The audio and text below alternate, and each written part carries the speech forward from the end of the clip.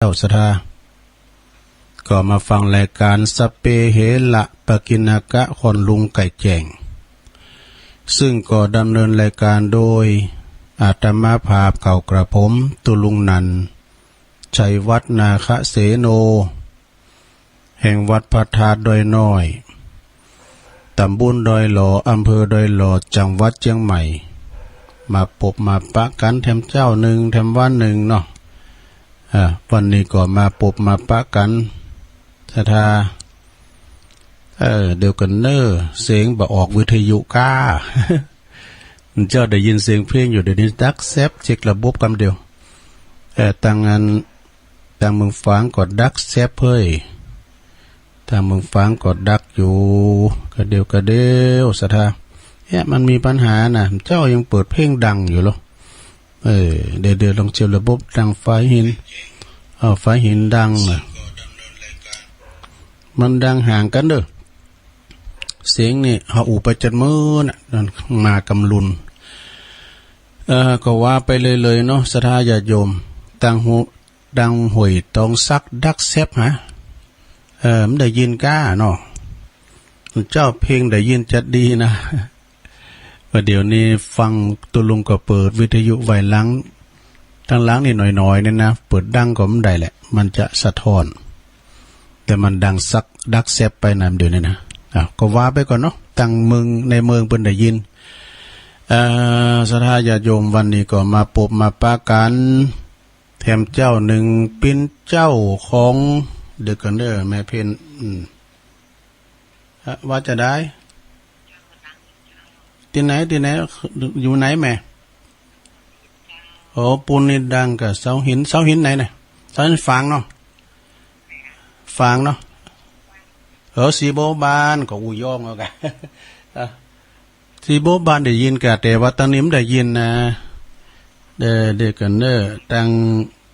งนี้ไม่ได้ยินเด้อตังจำตองเจริญปอนตอนนั้นได้ยินกับแม่ได้ยินตอนนั้นได้ยินแต่ว่าตังห่วยตองซักดักแซบเนอะตังในเมืองได้ยินตังเมืองฝางเสาหินได้ยินเสาหินพี่กันเนาะเมืองฝางเนี่ยมันได้ยินก็ว่าไปเลยเนาะเดี๋ยวอาจเปิ้นท่านพระครูวิสุวัตเปิ้นอาจจะแปลงไปเนาะแต่ว่าตังหลวงเฮาเนี่ยจอมตองนี่เนี่ยมันได้ยินจะลุดไปจ้ะขายลักเขาจะไปลุดก่อนแล้วกันขายวัดไฟหินเนาะนี่นะแม่จรูนเขาได้ยินอยู่เนาะแล้วก็โยมทองคำทิวงคำเสาหินได้ยินสีโบบานก็แล้วงานเว้มว่าเนี่ยเนาะโตงานเปิ้นโมนแหละธรรมสัญจรตุลุงส่งคนหน้าบ้านพอบารมีเปิ้นได้เขาพออย่างเจ้าคุณน่ะเปิ้นใส่สุดนะแหนมโธเบิกบานสำราญใจกินโมนตันหวานอายุวัฒนมงคลของเปิ้น70 ปีก่อมไปก็เหมือนไปนะท่านเจ้าคุณเปิ้นมาเตดแต่ครูบาอาจารย์เปิ้นหลายเดี๋ยวกันเนอ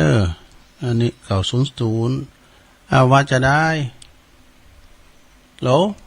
ปะบุญตันดังวิดาดักบ่เดี๋ยวนี้ดีเดี๋ยวนี้ดังก็ดีแล้วก็โอเคแล้วปะบุญตันว่าเดี๋ยวนี้ดังแล้วแต่วิทยุตรงได้ยินนะปะบุญตันอาจจะฟังทางเปียไฟหินไปนะอันทางสายไต่บ่ได้ยินเตอเนาะเป็นหยังก็เดี๋ยวพระอาจารย์พระครูบ่อาจจะแปลงก็เดี๋ยวกันเนอเฮาจะสวดมนต์แล้วเนอกินเวลาไป15 นาทีแล้วศรัทธาก็ว่ากันไปจะไหว้พระกันเนอลงบ้างนี่ไม่ได้ยินหนอตั้งในเมืองก็ไหว้พระโดยการเปิดความเป็นสิริเป็นมังกรเป็นมงคลกับตนกับโตกับขอบกับโคหมู่เฮาเจ้าขาดทั้งหลายเนาะไหว้พระก่อนอะระหังสัมมาสัมพุทโธภะคะวาพุทธังภะคะวันตังอะภิวาเทมิสวากขาโตภะคะวะตาธัมโมธัมมังนัมมัสสามิ ส สุปฏิปันโนภะคะวะโตสาวกสังโฆสังฆังนะมามินะโมตัสสะภะคะวะโตอะระหะโตสัมมาสัมพุทธัสสะนะโมตัสสะภะคะวะโตอะระหะโตสัมมาสัมพุทธัสสะนะโมตัสสะภะคะวะโต อะระหะโตสัมมาสัมพุทธัสสะอิติปิโสภะคะวะอะระหังสัมมาสัมพุทโธวิจาจารณะสัมปันโนสุขโตโลกวิทูอนุตตโลปุริสธัมมะสาลทิสัทธาเทวมนุสสานังพุทโธภควติสวากขาโตภควตาธัมโมสันติทิโกอากาลิโกเอหิปัสสิโกโอปันนะยิโกปัจจตังเวทิตาโปวินโยเหติสุปฏิปันโนภะคะวะโตสาวกสังโฆอุจจุปฏิปันโนภะคะวะโตสาวกสังโฆยายะปฏิปันโนภะคะวะโตสาวกสังโฆสามิจิปฏิปันโนภะคะวะโตสาวกสังโฆญาติตังจัตตาลิปุลิสยุคานิอัฏฐปุลิสปุคลาเอสะภะคะวะโตสาวกสังโฆอาหุนายโยปาหุนายโยตาคินายโยอัญจลิกาลนิโยอนุตตลังปุญญเขตังโลกัสสาติ จะยันโตโปธิยามูเลสักกายานังนันทิวัตตโนเอวังตวังวิจัยโยโหหิจยสุจยมังคะเลอัปปลาจิตตปันลังเกสิเสปัทวิปุคะเลอภิเสเกสัพพพุทธานังกัปปะโตปโมทาติสุนักตังสุมังคลังสุปปะตังสุโหติตังสุขโนสุโมโหโตจะสุยิทังพลัมมัจจาลิสุปัทขินังกายกรรมังวจากรรมังปัทขินังปัทขินังมโนกรรมังปณิทิเตปัทขินาปัทขินานิกาตัวนะละพันตเถปัทขิเน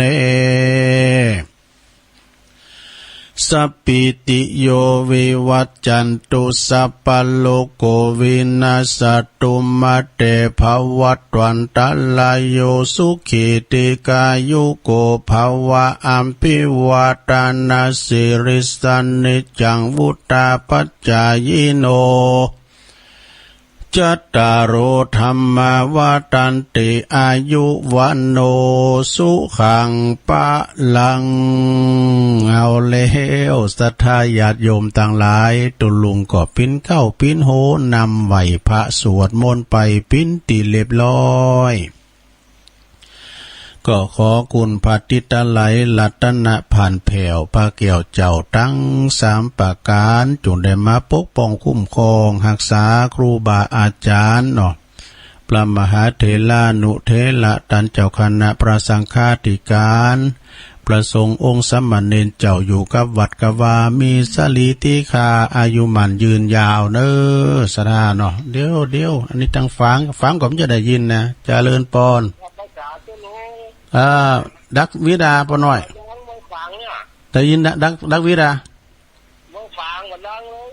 หน้ากามันกำลังดักมันจะได้ยินเสียงเพลงอยู่เนาะสายตั้งตัวลุงเขาก็บ่ได้ยินต่างงานได้ยินกันในเมืองได้ยินกับฝ่ายหินนี่นะก็เดี๋ยวเปิ้นแก่ระบบก่อนเนาะเดี๋ยวเปิ้นอันได้ยินอยู่ทั้งฝ่ายหินเป็นลักอยู่เนาะโอ้ขอบคุณปอนน้อยบุญปันน่ะเปิ้นได้ยินเปิ้นก็นี้เปิ้นก็จะโทรมาเจ้าได้ยินจัดดีเปิ้นเปิดเพลงได้ยินจัดดีก็เดี๋ยวอาจารย์เปิ้นอาจจะแก้ไขเนาะตั้งเฮานี่ก็จะได้ยินอันนี้ก็ต้องโทรละแม่ไพอันนี้แม่ไพบ้านขวางตั้งแม่ไพได้ยินกะแม่ไพมีหยังโหลได้ยินเนาะน่าก็ได้ยินก่อนแล้วไปตั้งเมืองฟางกับสายจมต้องบ่ได้ยิน ฟังไปเนอะนั่นน่ะอินดูเปิ้นเป็นหยังเดียวเปิ้นถึงแก้ไขเนาะจะลุดตั้งใดบ่ฮู้เน้อตั้งเฮานี่มันแบบเดี๋ยวนี้มันก็มีปัญหาพอนะอินเทอร์เน็ตนี่นาสดาของเฮาแปลงจางแด้ก็มันซื้อมาวัดตากแห้งไว้อย่างดีกะหลินมาสักหลายกิโลพองดู มันของเฮามันเทคโนโลยีเนาะเทคโนโลยีมันกิโลต่อได้หมู่น่ะ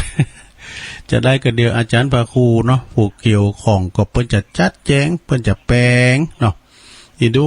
เวลาเปิ้นบ่ได้ยินไปก็โทรกันมาโหลสายไต่เนี่ยบ่ได้ยินวัดสาห้วยตองสักนี่แล้วก็เมืองฝางตั้งปูนได้ยินหรือไม่ก็บ่ฮู้เด้อตั้งใดตะลุงพวกแม่เจียมเนาะเนี่ยส่วนที่เฮาตั้งใจได้แต่แน่เปิดเพลงว่าโมนจะดีนะเพลงก็โมนดีนะแม่แม่ไพบ้านขวางเขาว่าเพลงโมนดีแม่ไพเนาะแล้วก็มันกะมันดักไปนี่กะประดังสถานีให้ก่อนเนาะขอบคุณสถานีวิทยุเพื่อการศึกษาพระพุทธศาสนาและก็วัฒนธรรม FM 104.50 เมกะเฮิรตซ์วัดไฟเห็นอำเภอเมืองจังหวัดเชียงใหม่โดยเมตตาบารมีธรรมอาจารย์พระครูสมุวิสุวัฒน์วรกิจโจนี่เปิ้นนี่ใจใส่ดูแลแต่บ่ขาดตกบกพร่องบ่เดี๋ยวนี้เป็นแม่ไข่ใหญ่ไข่ลักเนอะดังกันดูเนาะฟังโพดมาแผ่วแบบข้ามดอยปุ่นข้ามห้วยข้ามดอยนางแก้วข้ามดอยขุนตาลได้ยินกันโทรถึงกันเนาะขอบคุณอันนี้สายลักเฮาขายลักเฮาแล้วก็สถานีของคณะสงฆ์อำเภอฝางก็ว่าไปอันบัดเดี๋ยวนี้เพิ่นบ่ได้ยินนะบ่น้อยบุญปานบ่ได้ยินนะตุลงจะได้กี่ฟังเพลงจะดีบ่เดี๋ยวนี้บ่ได้ยินนะก็เฮาก็จางเยอะๆจะได้สิ่งที่แน่นอนก็คือสิ่งที่บ่แน่นอนอย่างอาจารย์พระครูเพิ่นว่านะกันเนาะแล้วก็สถานีของคณะสงฆ์อำเภอฝางนะโดยเมตตาบารมีธรรมหลวงปู่พระครูสุจิตานุรักษ์เจ้าคณะอำเภอฝาง FM 100.25 เมกะเฮิรตซ์ตั้งอยู่ณที่วัดพระบาทอุดมนำบ่อเศร้าวาสำนักวิปัสสนาโดยตุปีจำเริญโชติธรรมโมเนาะเพิ่นก็เป็นพระเจ้าหน้าที่กำลังแก้ไขอยู่กันเนาะตุปีเริญเพราะว่ามันบัดดังนะแล้วก็สถานญาติโยมสถานีบ้านทุ่งเลลิโอนี่ปุ้นบ่จะหับ5 โมงถึง 7 โมงเนาะแรงบึดก็3 โมงถึง 4 โมงขอบคุณปดมปดมแม่เทียมวันพุทธวงศ์สถานีวิทยุของ103.50 แดนดินถิ่นล้านนาโดยไอรุจิสมบัติเงาคำนะเจ้าของสถานีดังอยู่ก็ให้เนาะอันนี้ก็ตั้งอยู่ที่บ้านโฮงโงตำบลนำบ่อหลงอำเภอสันป่าตองแล้วก็สถานี106.25 มนเสียงธรรมจากแม่แจ่มได้ยินหรือไม่มนพี่น้องตั้งแม่แจ่มแล้วก็มีอันนี้มนเสียงธรรมนี่อยู่ปุ่นนะ106.25 นี่นะ ปิ้นอยู่แม่แจ่มโดยเมตตาบารมีธรรมหลวงปู่พระครูมงคลวิสิทธิ์หลวงพ่อใหญ่เจ้าคณะอำเภอแม่แจ่มเนาะตุปีอุทัยถึง2ก่อนลิงสัญญาณไปปิ้นตีเรียบร้อยแล้วก็101.75 เมกะเฮิรตซ์น่านฟ้าเรดิโอดังอยู่ค่ะน่านฟ้าฟังกันอยู่เนาะก็ขอบคุณเนอะเปิดตี 4ตี 4เปิ้นถึง 7 โมงนะรอทำชั่วโมงนึงยอมว่าละอันนี้ก็ขึ้นสถานี98.75 กำลังแก้ไขเนอะธรรมะมาคลื่นธรรมะเพื่อชุมชนวัดห้วยตองซักตำบลโขงเป้าอำเภอจอมทองโดยเมตตาบารมีตามอาจารย์พระครูวาปีวรมานิตแล้วก็ท่านอาจารย์ชวลิตชัยวังโสก็กำลังแก้ไขอยู่นะซะเนาะ เดี๋ยวมีมยังฮัลโหลได้ยินนะได้ยินทีแต่มันประกอบเจ้าบันกอกแม่จันสีกะใช่แล้วแม่พันนะแม่หยังบันกอกเนาะได้ยินไฟอันคืนไหนแม่104ไปไกลได้กันเนาะฟังไปติ๊กๆเนอะพี่น้องบันกอกฟังแต่เพลงมนต์ละมนต์เลยเพลงก่อนด้วยเพลงเก่าสมัยโมนกับเพลงเก่าเนาะฟังไปติ๊กขอบคุณขอบคุณหลายๆพี่น้องบันกอกบันหวายเนี่ยเพิ่นว่าบันกอกบันหวายศรัทธาญาติโยมตั้งในเมืองในโหดในเวียงเพิ่นได้ยินกันหมดไปตั้งครูบาอาจารย์เนาะเพิ่นก็ฟังกันอยู่สายใต้นี่ก็เดียวก็คงดีเนาะศรัทธาญาติโยมนะก็เดียวก็คงดีแหละนะวันนี้ก็มาปะกันตรงกับวันที่28วันศุกร์พลัมวาปินวันที่28วันนี้เด้อศรัทธาเนาะปินวันศุกร์เอาเราเสาเอาหน่วยวันพุกนี้ก็จะได้ไหวพระหับศีลกันเนาะ ไหวพระหับศีลแล้วก็โยงเข้าบาทสุมาเข้าพิฆาหารกันเนี่ยกะนะกิจกรรมวันเสาร์มันจะมีเนาะ ฉะนั้นก็ศรัทธาญาติโยมได้ฟังกันไปวันนี้ก็ขอบคุณพี่น้องเมืองบ้านกอกเนาะนั่นก็ไปตั้งหลายตีหลายตั้งพี่น้องศรัทธาฟังกันไปนะก็ดังบัดโทถึงกันก็บ่ปิ้นหยังศรัทธาก็เดียวเปิ้นถึงแปลงวันนี้ก็วันที่เก่าแล้วรู้อันพุกเก่าพุกเปิ้นมีสลากที่วัดพระบาทอุดมแต่อันนี้ก็ตั้งบ้านกอกมีมใดวันที่หยังก็พุกกันเนาะบ้านกอกก็วันเสาร์ผูกกันอันนี้วัดของรองเจ้าคณะอำเภออาจารย์พระครูศรัทธาพิมลรองเจ้าคณะอำเภอป่าสร้างวัดบ้านกอกเปิ้นก็จะต้านสังปโตพี่น้องบ้านกอกนี่คุ้นหลายนะบ้านทีตีติมโมดบ้านกอกบ้านวายนี่กันไปเข้ากรรมไม่ในกาบ้านเปิ้นน่ะมันทั้งติมปลำแล้วนี่ยึดปลำแล้วนี่คุณโลงคุณหลายเด้อแล้วก็อัน กินต้านยังก็โมนตังบันกอกบันไว้จ้างกรรมโพสตังปุนอันนั้นก็วันเสาร์เก่าวันพุกนี่ก็ตีปุนนำกล้ามหนึ่งเดี๋ยวจะลืมจดว่านี่นะเปิ้นจะมีงานทำบุญสัตตมวานปิศพของหลวงปู่พระครูโอภาสวิหารกิจนะอดีตเจ้าอาวาสวัดสันทรายเนาะอำเภอสันทรายเปิ้นเป็นรองเจ้าคณะอำเภอสันทรายกัน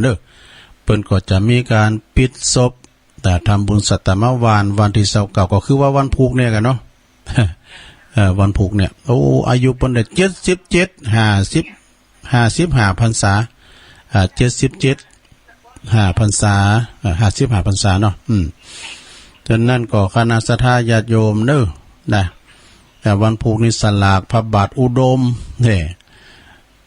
ก็คือปิ้นติดต่างแห่งสถานีวิทยุเฮาทั้งหลายเนี่ยที่ฟังกันเนี่ยแต่ว่าเพิ่นบ่ได้ยินเดิมเดี๋ยวเนี่ยพอน้อยบุญปันเขาเนี่ยโทรกันมาโลตุลุงกมจางได้เยอะฮือเนาะบ้านขามดอยโร่มโป้นเนาะนั่นก็ วันนี้ก็มาปบมาปะกระเดียวจะเอากรรมของครูบาเจ้าพรหมมาพระมัจจโกเนอะเกี่ยวกับเรื่องวัดเรื่องวามามาจ้ากับศรัทธาญาติโยมทั้งหลายนะกรรมของครูบาเจ้าพรหมมาพระมัจจโกปิ้นจะใดนะกระเดียวจะล่องมาเล่าฟังฉะนั้นศรัทธาญาติโยมเขาก็ฟังกันไปครูบาเปิ้นก็มีอยู่3ครูบาด้วยกันนะลูกครูบานำบ่อหลงวนาลามก็คือครูบาอินทจักรรักษาอันนี้ปิ้นเก้าปิ้นกันปิ้นปีอ้ายใต้หูเปิ้นเนาะถัดมาก็ครูบาเจ้าวัดพระพุทธบาทตากผ้าครูบาเจ้าพรหมมาพระมัจจโกนะปารมีเปิ้นแหงอันนี้ก็เปิ้นได้รับละสังขารไปแต่หึงหมื่นพงแล้วก็น้องหล่าของเปิ้นนี่อยู่พี่ดูวัดพระธาตุดอยน้อยครูบาคำพีละครูบาคำในอายุเปิ้นก็แพ้60 ปีเปิ้นก็ละสังขารไปเป็นน้องหล่าเปิ้นนะที่วัดพระธาตุดอยน้อยเนี่ยก่อนเดี๋ยวนี้ก็สารูปหูปั่นเปิ้นรอปิ้นนั้นสมณะรูปเหมือนเปิ้นก็ตั้งงานอยู่เนี่ยกะนะปินน้องหล่าของครูบาเจ้าพรหมมาครูบาอินทจักรวัดน้ำบ่อหลวงวัดพระบาทตากผ้าแล้วก็สมณะอันหุ่นหรือว่ารูปปั่นไม่ใช่รูปปั่นนะรูปหล่อร้อยองค์รูปหล่อของเปิ้นน่ะเปิ้นก็เอามาตั้งไว้ที่หน้าโบสถ์เนี่ยนะรูปหล่อของครูบาเจ้าพรหมมาเปิ้นแห่กันมามันก็นำเปิ้นแห่กันมาปฏิสถานไว้หน้าโบสถ์วัดพระธาตุดอยน้อยเบนหน้าไปที่วัดพระบาทจับพอดีนะบินหน้าไปทางวัดพระบาทจับพอดีปิ้นอันเปิ้นหล่อโดยทองคำสำริดเนี่ยกะโอ้เปิ้นแห่มาต่างปฏิสถานวันนี้เหมือนนั้นเปิ้นก็ละสังขารไปนะตอนนั้นครูบาเปิ้นก็มาว่ะนะหลวงพ่อว่าเนาะนะกะแต่ไปนะกะฉะนั้นก็คณะศรัทธาญาติโยมเนาะปอของเปิ้นเนี่ยครูบาปอเป่งโพธิโกเนี่ยเปิ้นก็บั่นปลายชีวิตก็ไปโบสถ์อยู่ที่หันดูไปโบสถ์ป่าเป้งปารมีธรรมที่วัดป่าน้องเจดีย์ก่อนเพราะว่าวัดป่าน้องเจดีย์ดูเดี๋ยวนี้เปิ้นก็เปิ้นละสังขารมาว่าอายุเป็น90 ปีป่ะนะ90ปลายว่ะดูเปิ้นก็ตั้งประเพณีทรงน้ำสมณะรูปเหมือนอนุสาวรีย์ครูบาปอเป่งโพธิโกฏกุปี17 เมษายนเดี๋ยวนี้ก็ตั้งท่านพระครูปัลลัดศิวนัทเปิ้นก็ปิ้นตุลงสมปานเจ้าหันเนาะอันนี้ก็เป็นความเป็นมาเนาะตุลุงก็ไปเดี๋ยวคติธรรมกรรมบาเก่าของครูบาเจ้าเนอะเปิ้นว่าอย่างนะวัดวาอารามนี่ปิ้นจะได้เจริญปอนเนอะเจ้าเปิ้นก็บอกว่าสระวัดก็คือปิ้นตีประสุมจุ่มนุมครูบาพรหมมาเปิ้นว่านะวัดนี่ก็คือปิ้นตีประสุมจุ่มนุมปิ้นการที่เฮาจะได้มากระทำบุญหือตาลรักษาศีลเมตตาภาวนาเหมือนเฮาไปอาบน้ำว่าเพิ่นว่าจอยจำละสะสางกิเลสของเฮาเพราะว่าเพราะฉะนั้นเฮาก็ต้องระวังรักษาศีลรักษาหือดีว่าเหมือนสะโบกคารณีเหมือนโบกสะคารณีแก้วคัดอาบแล้วสดใสนี่แต่ว่าไผจะไปโกนไปคุยหือมันขุนโมนหือมันขุนมันโมเนอะนะเปิ้นว่าสรีระร่างกายวัดวาอารามของเฮาเนี่ยเหมือนสระน้ำโบกคารณีแก้วเจ้าตีน้ำใสไผจะไปคุยหือน้ำมันขุนอย่าไปเอาเข็ดไม้ใบตองอันของบูดของเนาไปเซสัตทัดไปสัตเซเททิ้งลงไปเนี่ยจะกลายเป็นน้ำตีชกกับปกไปเกิดเป็นโลกแก่ผู้ที่อาบเนี่ยข้อนี้หมายความว่าเนี่ยเป็นว่าวัดวาอารามเป็นตีจำละล่างจิตใจของเฮาละล่างสะสางล่างซวยกิเลสตัณหาต่างๆโลภโกรธหลงเพราะฉะนั้นในเฮาก็จะต้องระมัดระวังรักษาไว้ให้ดีอย่าไปเอาสิ่งตีชั่วช้าลามกเข้ามาลบโกนปินอันขาดเนี่ยครูบาเพิ่นไว้นะปินตุนวาเนอะฟังมาเนอะปินตุนวา เหล่ายาก็บะกวนดีปาเข้าไปในวัดนี่ประเดี๋ยวนี้มันได้นะซะดาเปิ้นเขียนป้ายติดหมดอ่ะเปิ้นว่าห้ามไปดื่มสุราในวัดห้ามขายเหล้าในวัดอีดอกเปิ้นว่านะแต่เป็นกฎหมายนะเนี่ยนะเหล่ายาก็บะกวนดีปาเข้าไปในวัดจ้างม้าโง่ควายก็บอดีนำไปเล่งไปมัดไปลามวัดดีลานวัดลานวาขวงแก้วอารามทั้งสามนี่ก่อนมันมีด้วยพุทธญาณนะวัดมันงามย่ะ เปิ้นที่มีโง่ควาย 2-3 ตัวเปิ้นก็ไปมัดไปเล่งไปมัดไปไว้ที่นางหน้าวัดหน้าวาเนาะเพราะหญ้ามันงามเนี่ยแล้วควายเนี่ยมันขี่เฮไปเลยลูกเนาะจุมาเด้อมันจะทำให้วัดวาอารามซกกับปกวะมาในโขงแก้วทั้งสาม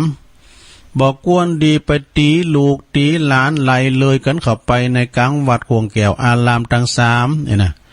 เวลาลูกเนาะมันโดนไม่แสมันโดนแม่มาไล่ติดเนี่ยนะมันก็เลนนี่เลนเข้าไปในวัดในวาอีกอะแล้วก็แม่ก็บอกกวนดีไหลติดไหลเลยกันเข้าไปในวัดในวาโขงแก้วทั้งสามบักกวนไปไล่ตีลูกหลานผ่านกลางโขงแก้วอารามนะบักกวนดีไปใส่คืนใส่แห้วตามเขตกำแพงวัดนี่มันจะฮื้อนะมันอยู่มันหนักหุเอามากืดพอในนาซะนะเนาะจังวัดว่าอารามน่ะมันของเนี่ยมันก็โกดตายเดี๋ยวก็มันหนีตายมันหนีฮอดไปอยู่ที่ยินนะเนาะอย่างจี้กุงเนี่ยพวกมันยังมันหนักล้ำเลยมันมาอยู่ในโขงแก้วอารามทั้งสามมันก็ว่าฝังปึงปาอาศัยเขตอภัยทานไผถึงหมายเยงปัว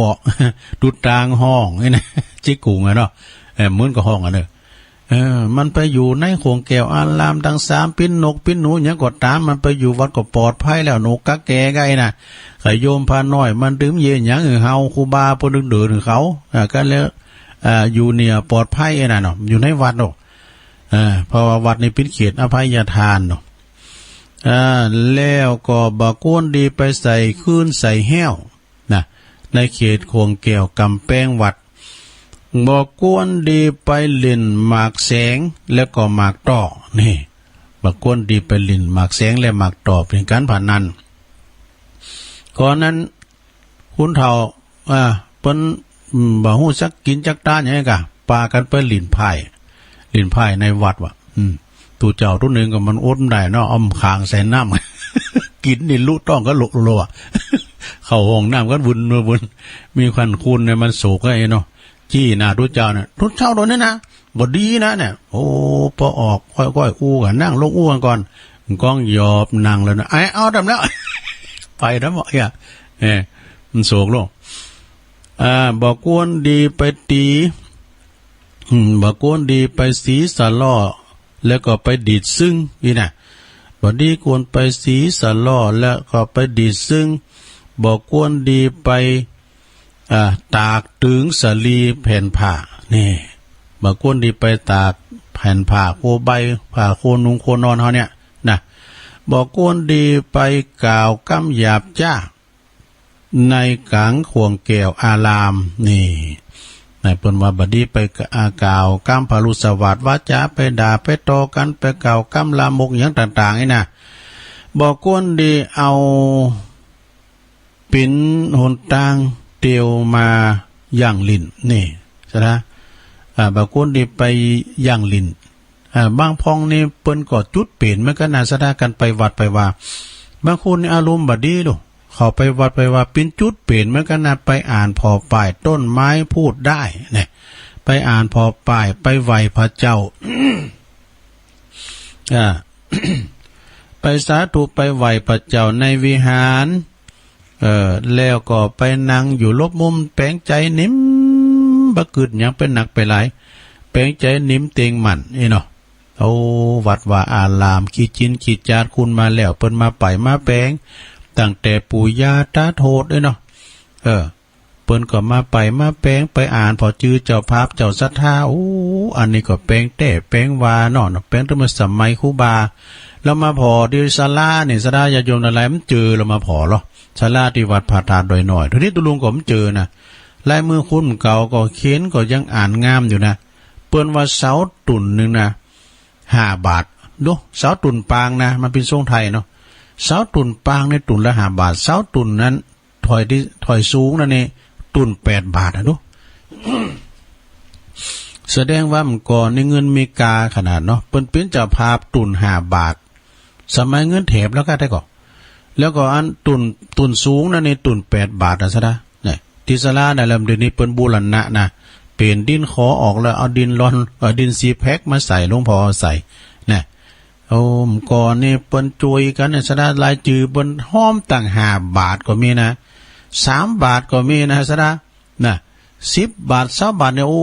ยปิ้นหนักปิ้นลายแล้วเงินก่อนเปิ้นมีกาเงินเค็มลูกยังก็ปูดก็แป้งเปิ้นวันหน้าเนี่ยเปิ้นเอาเกลือแลก็มีว่ะดู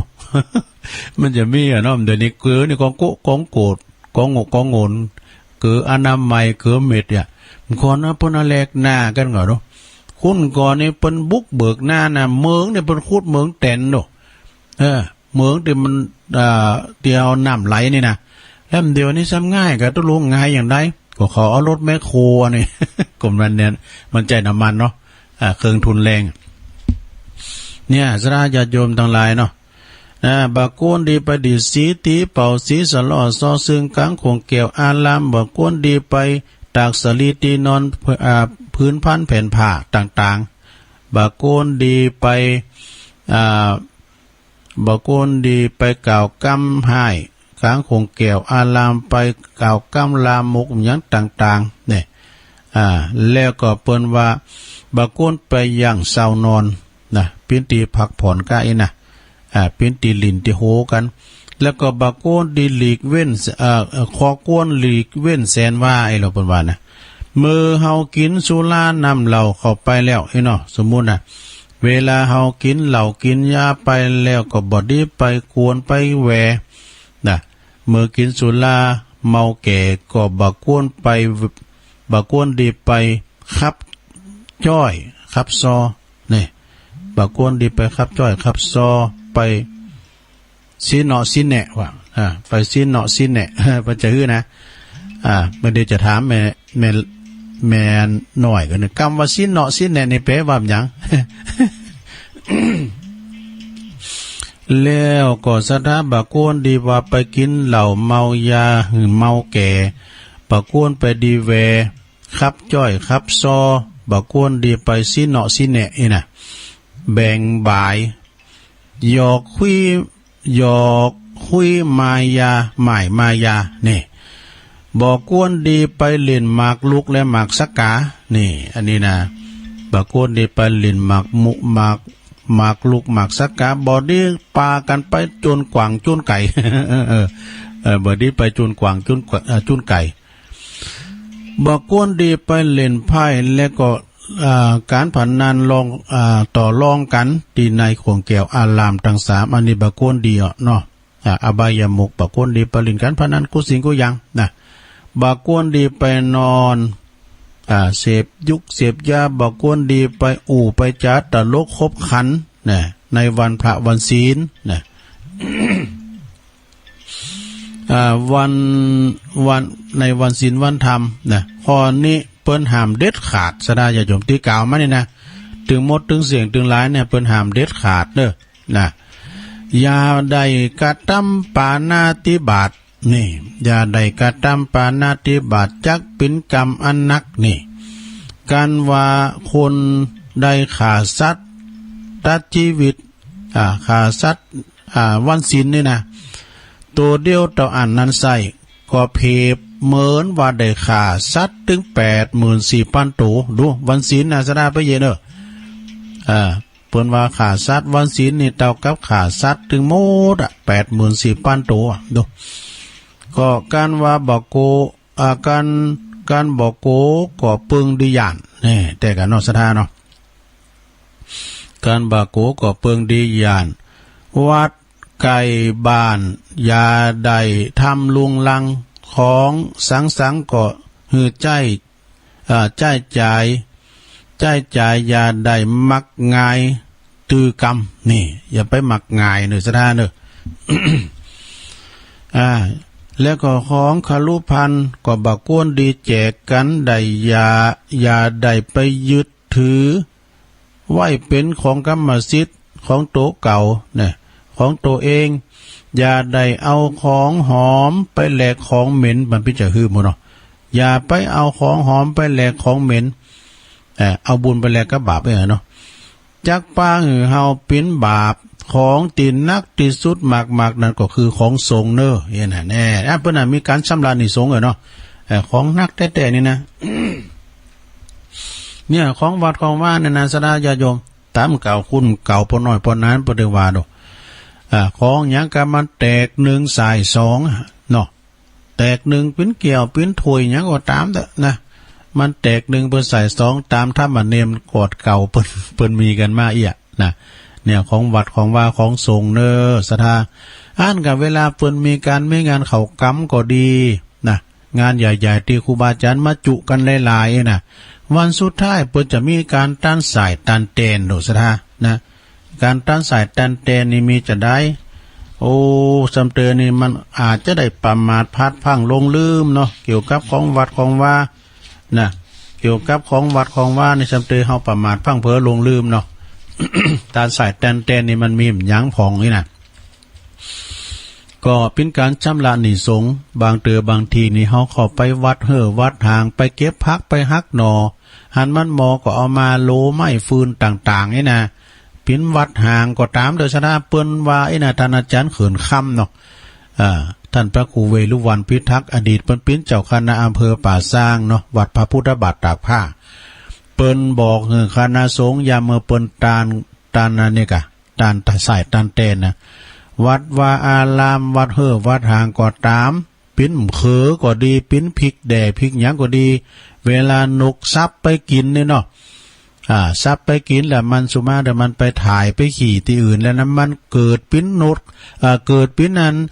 เขอแฮมพริกแด่แถมนะเอาไปเก็บไปกินยังปิ้นบาปอยู่ว่าเปิ้นว่าบ่เจ็ดกินขี้นกว่าไม่ลงดูนกไปขี่ที่หันนั้นมันไปนั้นมาเจ็ดกินขี้นกมันของสงเนี่ยมันจำให้มันดีนะซะนะไปยืมใช้ตังตุเจ้าก็เอาไปใส่เนอะ มันนักแต่เปิ้นว่านะของวัดของว่าเนาะเนี่ยเปิ้นจะมีการชำระหนี้สงฆ์ตันสายตันแตนเนี่ยอันนี้เป็นของอาจารย์เสี่ยวพอครูเสี่ยวเฮาเปิ้นเขียนมาบอกไว้นะผู้ใดก็ได้ผู้ใดได้สร้างบาปสร้างกรรมนะโดยการที่ว่าไปเบียดเบียนชีวิตของสัตว์สิ่งหิ่งห้อยอื่นๆก็ดีเพราะว่าจะเป็นพืชเป็นพันธุ์ธัญญาหารเพราะว่าจะเป็นพืชเป็นสัตว์นะโดยความตั้งใจก็ดีบ่ตั้งใจก็ดีหรือว่าโดยความจำเป็นในการครองชีวิตก็ดีปอบ้านแม่บ้านคุณหนุ่มคุณสาวคุณเฒ่าคุณแก่สมควรที่จะต้านสายต้านเตนเป็นว่านะเปิดจะได้หมดกรรมหมดเวรซึ่งกันและกันยกตัวอย่างนะยกตัวอย่างผู้ได้สร้างกรรมไว้ดังต่อไปนี้นะสะนะเอาเคยไปเด็ดพักก็ดีไปฮักหน่อไปสายไปใส่หายใส่ไส้เนาะ ไปยิงนกพกยิงหนูไปแตงหูเย็นเจอแล้วเบ้ยหาเจอแล้วมันแตงเย็นว่าเนี่ยประตูโหไม่ตีนอันเจ้าหมูวะน่ะโอ้ยพอตัวดินเราลำตัวใหญ่นะแกเนี่ยยังหูคิงเดียวอ่ะก็แตงดูตีนเจ้าหมูตัวเดียวเอาแล้วเว้ยหาเจอแล้วเนี่ยมันก็ดินนะกันเนาะมันเจ็บปีนวัดเจอถูกใส่ถูกโหไม่ตีนน่ะเนาะมันกิโลอยู่คนละเต้นน่ะแตงเย็นน่ะเนาะบัดนี้ไปแตงเย็นไตอึ่งสองกบเนี่ยไตอึ่งไตกบไตเขตสองเฮ็ดโหเฮ็ดก็มีห่อเดี๋ยวนี้เฮ็ดเนี่ยเปิ้นเอาโกมไปส่องนะซะก็เฮ็ดมันมีตาเนี่ยสู้เขาไปส่องที่ไหนไปส่องถูมันมาจะเรื่องแสงมันจะสะท้อนออกมาจะหาเนาะน่ะแล้วเฮ็ดถอบในสองไหนแล้วมันอยู่ในดินเนาะไปเบ็ดปลาก็ดีไปหาผักหวานดูผักหวานก็มีนะผักหวานป่าจ้ะไปหวานแหไปแย่ห้างมอสุ่ม ข้าเจ้าเอาของเนาะไปคูดอีแย่ประเดี๋ยวนี้ไผดำฮู้จักอะแย่เนาะแย่นี่ก็เหมือนกับกิ้งก่าเนี่ยนะแต่มันตัวมันลายอย่างลายเสือแผ่วนะจักกานะ มันเป็นอีแย่นะเป็นสัตว์เลื้อยคลานชนิดหนึ่งนะแล้วก็ไปคูดเงาะจ่าโอ้โธเงาะจ่านี่อิจ่านิสนาตุลุมพรในสารคดีนะเปิดว่ามันมักตัวเพาะอยู่ในดิน17 ปีว่าฮะดูโอ้สารคดีเปิดว่านะอิจ่าเนี่ยมันขันคุณยองว่าเงาะจ่าอิจ่ากันว่าคุณเบิ่งก็จันนะบ่โอ้จันห้องที่หน้าวัดที่ต้นสำฉาเนี่ยนะอาจารย์เป็นอย่างว่ามันห้องกันอิจันจักรจันนี่มันห้องดังเนาะก่อนจะปีใหม่ใกล้น่ะปีใหม่เมืองน่ะมาดูห้องกันเดือดด้วยแหละน่ะเงาะจากานี่เขาเอาไปโขกกินกันหุดแย่เงาะหุดเงาะจ่าส่องหาจิกุงนี่จิกุงนะลงทุนลุงคุดแมงมันว่ะแมงมันก็มีหรอซุมหมูข่าโง่บุบโหควายดูตัดหญ้านะข่าหญ้ามันมีชีวิตเนาะพ่นยาข่าแมลงดูสองแมงนูนโหมจุนไก่เนี่ยบังคับลำไยออกดอกแล้วก็ไปช็อตปลาอดไปสอนนี่โหกเนี่ยมันมีหมดแหละไปสอนนี่โหกนี่เอามาแอปไปเนาะเปิ้นว่ามีอยู่ประมาณ30อย่างเนาะนี่เปิ้นว่านะอาจารย์ผาครูปอเสียวครูเฮาอาจารย์สืบเตชะวงศ์เนี่ยเปิ้นหือตุลุงโปรโตเมินแล้วนะเนี่ยตุลุงมาถ่ายมาจัดแล้วเอามาถ่ายโคมันหาย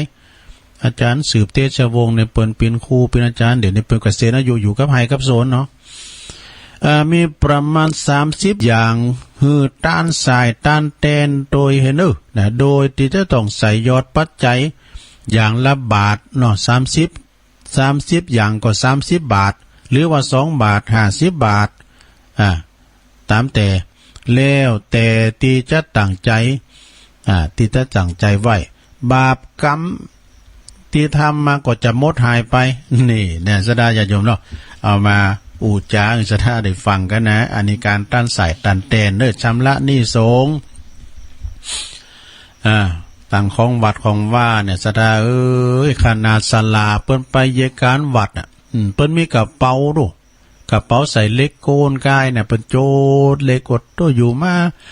มื้นนั่นก็โอ้ศาลาหุ้นนั้นในลูกน้องเปิ้นจอมเจาะดอยไปถามถามหมอปิ้นว่าเอาของสงมาด้วยนี่เอาหยังมาปิ้นว่าเล็กโกนติดมาโดยความตั้งใจว่ะ เพราะนั่นจะได้ญาติโยมทั้งหลายเนาะอันนี้ก็เกี่ยวกับเรื่องวัดเรื่องวานะเป็นกรรมของครูบาเจ้าพรหมมาพระมัจจโกวัดพระพุทธบาทตากผ้าเปิ้นเขียนไว้อย่าเมื่อเปิ้นมีอินทรีย์ชีวิตเป็นหนังสือคติธรรมกรรมบักเก่าของตีระลึกในงานพระราชทานเพลิงศพครูบาสมพระครูสมโสภโนครูบาสมโสภโนนะนาเมนโจคราวโรงเรียนวัดเจดีย์3 ยอดเนี่ยโอ้อันนี้บ้านของปอบุญตันเขาเลยเนี่ยตำบลบ้านเรือนอำเภอป่าซางตั้งแต่วันที่21ถึง28กุมภาพันธ์45ก็ได้ดูโอ้บางคนย้ำเกิดแล้วนะเนี่ยตัวลุงก็หันว่าเป็นของดีเอามาเราสู่จู้กันฟังสราญาติโยมทั้งหลายเนาะเป็นคุณที่ระมัดระวังไว้นะของวัดของว่าครูบาเจ้าพรหมมาเปิ้นก็เลยขีดเขียนไว้พิมพ์ไว้สถาได้ตุลุงมาอ่านฟังนะต่อไปก็เอาอันนี้มาวาแถมสดาญาติโยมทั้งหลายฟังบ้านแน่นใจสายก็มาติ๊กก็จะเยจะได้ตุลุงก็แปลงบ้าจาง เป็นอย่างนั้นสดาเนาะมันก็เป็นอย่างเอี้ยเทคโนโลยีนะเทคโนโลยีมันก็ดังพองดักพองก่อมเป็นอย่างอันนี้แดมกำหนึ่งสดาญาติโยมทั้งหลายสิ่งที่เฮาซื้อเฮาขายกันบ้าใดมันมีหยังพองนี่นะตุลุงเอาไปไว้ที่ไหนก็นี่นะมันก็เก็บหันเก็บหนีมาเป็นกิจกรรมที่เป็นเขียนว่าไม่นี่แล้วเนี่ย ก็ว่าเลยกันเนาะ หาซื้อบ้าใดก็คือความดีหน่อยสดาญาติโยมทั้งหลาย ความดีนั้นไม่มีขายถ้าไผใครใดก็ทำเอานะช่วยกันทำความดีนะมีเปเลอะเอาทำคุณงามความดีไว้คุณงามความดีนี่บัดนี้ไปไหนเนื่อจะติดตามลามตัวเฮาไปตลอดเวลาประดุจจะดังเงาติดตามตนตัวเฮาไปนะลุ่มหายตายจากก็คุณงามความดีบุญกุศลเนี่ยจะติดตามเฮาไปเนี่ยเรื่องนี้บ่ป้องก็คือความตายสดาญาติโยมทั้งหลายเอ้ยไผจะหนีไปหลอดว่าเปิ้นว่าโตจะหลอดขาไปตีนไหนนะความแก่เกิดแก่เจ็บตายเป็นธรรมดาบางพองก็ตายหนุ่มตายกำบางพองก็ตายเฒ่าตายตายอายุยืนยาวนี่น่ะเนาะมันมีภัยล่วงพ้นไปได้ที่เฮาหนีบ่พ้นก็คือความตายนะเกิดแก่เจ็บตายสหายพี่น้องไผบ่ห่วงข้องอาลัยสุดแต่องค์พุทธยังสุดวิสัยดับขันบรรลัยไปนิพพานเจ้ามนุษย์เดินดินยิงใจหนุ่มเท่าอย่าหวังมัวเมาล่วงพ้นมีภัยพ้นไปได้นะความตายนะความตายพระเนนบ่เว้นนะพระเนนก่อตายเท่าแก่ยิงใจเจ้านายแหละข้ามหาเศรษฐีผู้ดีมีหน้าแม้แต่ครูบายังเมียนเนี่ยครูบาเจ้ายังอายุตอนใดครูบาวัดบ้านฟ้อนครูบาวัดบ้านฟ้อน คือครูบาดวงดีเนาะครูบาดวงดีอายุ100กับ5ปีสดาญาติโยมทั้งหลายดูก็กาอายุวัดสาของเปิ่น82พรรษาโอ้ยอายุมันยืนยาววัดสาเปิ่น82ซะนะขอนำปลายครูบาเด้อเนาะอายุเฮาขอมันถึง82น่ะดูก็ล่ำเหลืออายุของพระพุทธเจ้าของเฮาเนี่ยทรงมีประชนมายุ80พรรษา80ปีเปิ้นก็เข้าสู่นิพพานเนาะไผดินล่ำ80ปีปิ้นกำให้เด้อ ครูบาเจ้าดวงดีวัดบ้านฟ้อนนี่ปตนล่ำมาจะหลาย105ปีหาได้ยากเน้อศรัทธานะอายุต่างเป็น100ปีปลายเนี่ยนะเนาะเนี่ยเปิ้นก็ถึงว่าความตายบ่เว้นพระเนนก็ตายเท่าแก่ยิงใจเจ้านายแหละข้ามหาเศรษฐีผู้ดีมีหน้าแม้แต่ครูบายังเมียนวัฏฏะสงสารก้าวขานบ่เพี้ยนบ่พิษเผ็บเบ้าในธรรมตายดีตายหายยิงใจนานนำจักเอาเงินคำแลกซื้อบ่ได้นี่เอาเงินคำมาแลกซื้อบ่ได้มันแลกซื้อความตายไผจะไปติดสินบุญได้เนาะเมื่อถึงข้าวมันจะตายอย่างได้ห่อมหูตายวันตายผูกหรือว่าจะตายดีตายในสลีตีนอนตีบุญกลางบ้านกลางเตือนปอมตังลูกหลานหายหอนว่อนตุกมันก็บ่ฮู้หรือว่าเฮาไปดับจิตดินตายกันปุ้นในหงยาลูกหลานหันจิตหันใจสักกำไม่นะสระมันบ้านเนสักลายเนี่ยความตายนี่มีภัยแต่หนีป้นหนีบ่ป้นก็คือความตายนะมันบ่ป้นสักคู่นะอยากดีมีจนสูงดำต่ำขาวคนรวยคนบ่รวยถึงคราวตายเหมือนกันหมดกว่างศอกยาววานนะคืบเนาะมันได้เหมือนกันหมด ความพิยังอะลุงเนาะมันก็อ่านก็เกิดแล้วตายมันก็เป็นธรรมดาเหมือนกับตะวันมันจะจึงอยู่หันเตงวันอยู่หันตลอดมันมี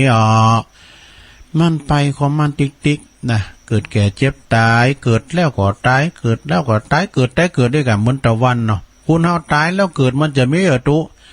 มันมีวันนี้เราจะมีมพุกอยู่เฮาต้องเกิดแน่นอนแต่ว่าจะเกิดมาปิ้นหยังฮู้นี่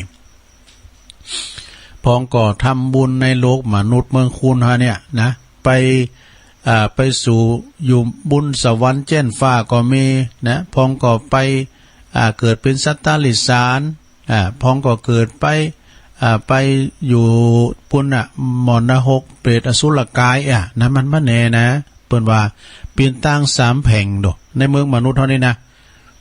ในเมืองมนุษย์เป็นตั้ง3แผ่งตั้ง3ศีลเด้อซะนะศีลนี่จะไปสวรรค์เฮาก็ไปสวรรค์เฮาทำบุญไปสวรรค์นิพพานเนาะอันนี้ศีลแถมศีลนี่เราอันนี้ไปไหนอันนี้จะไป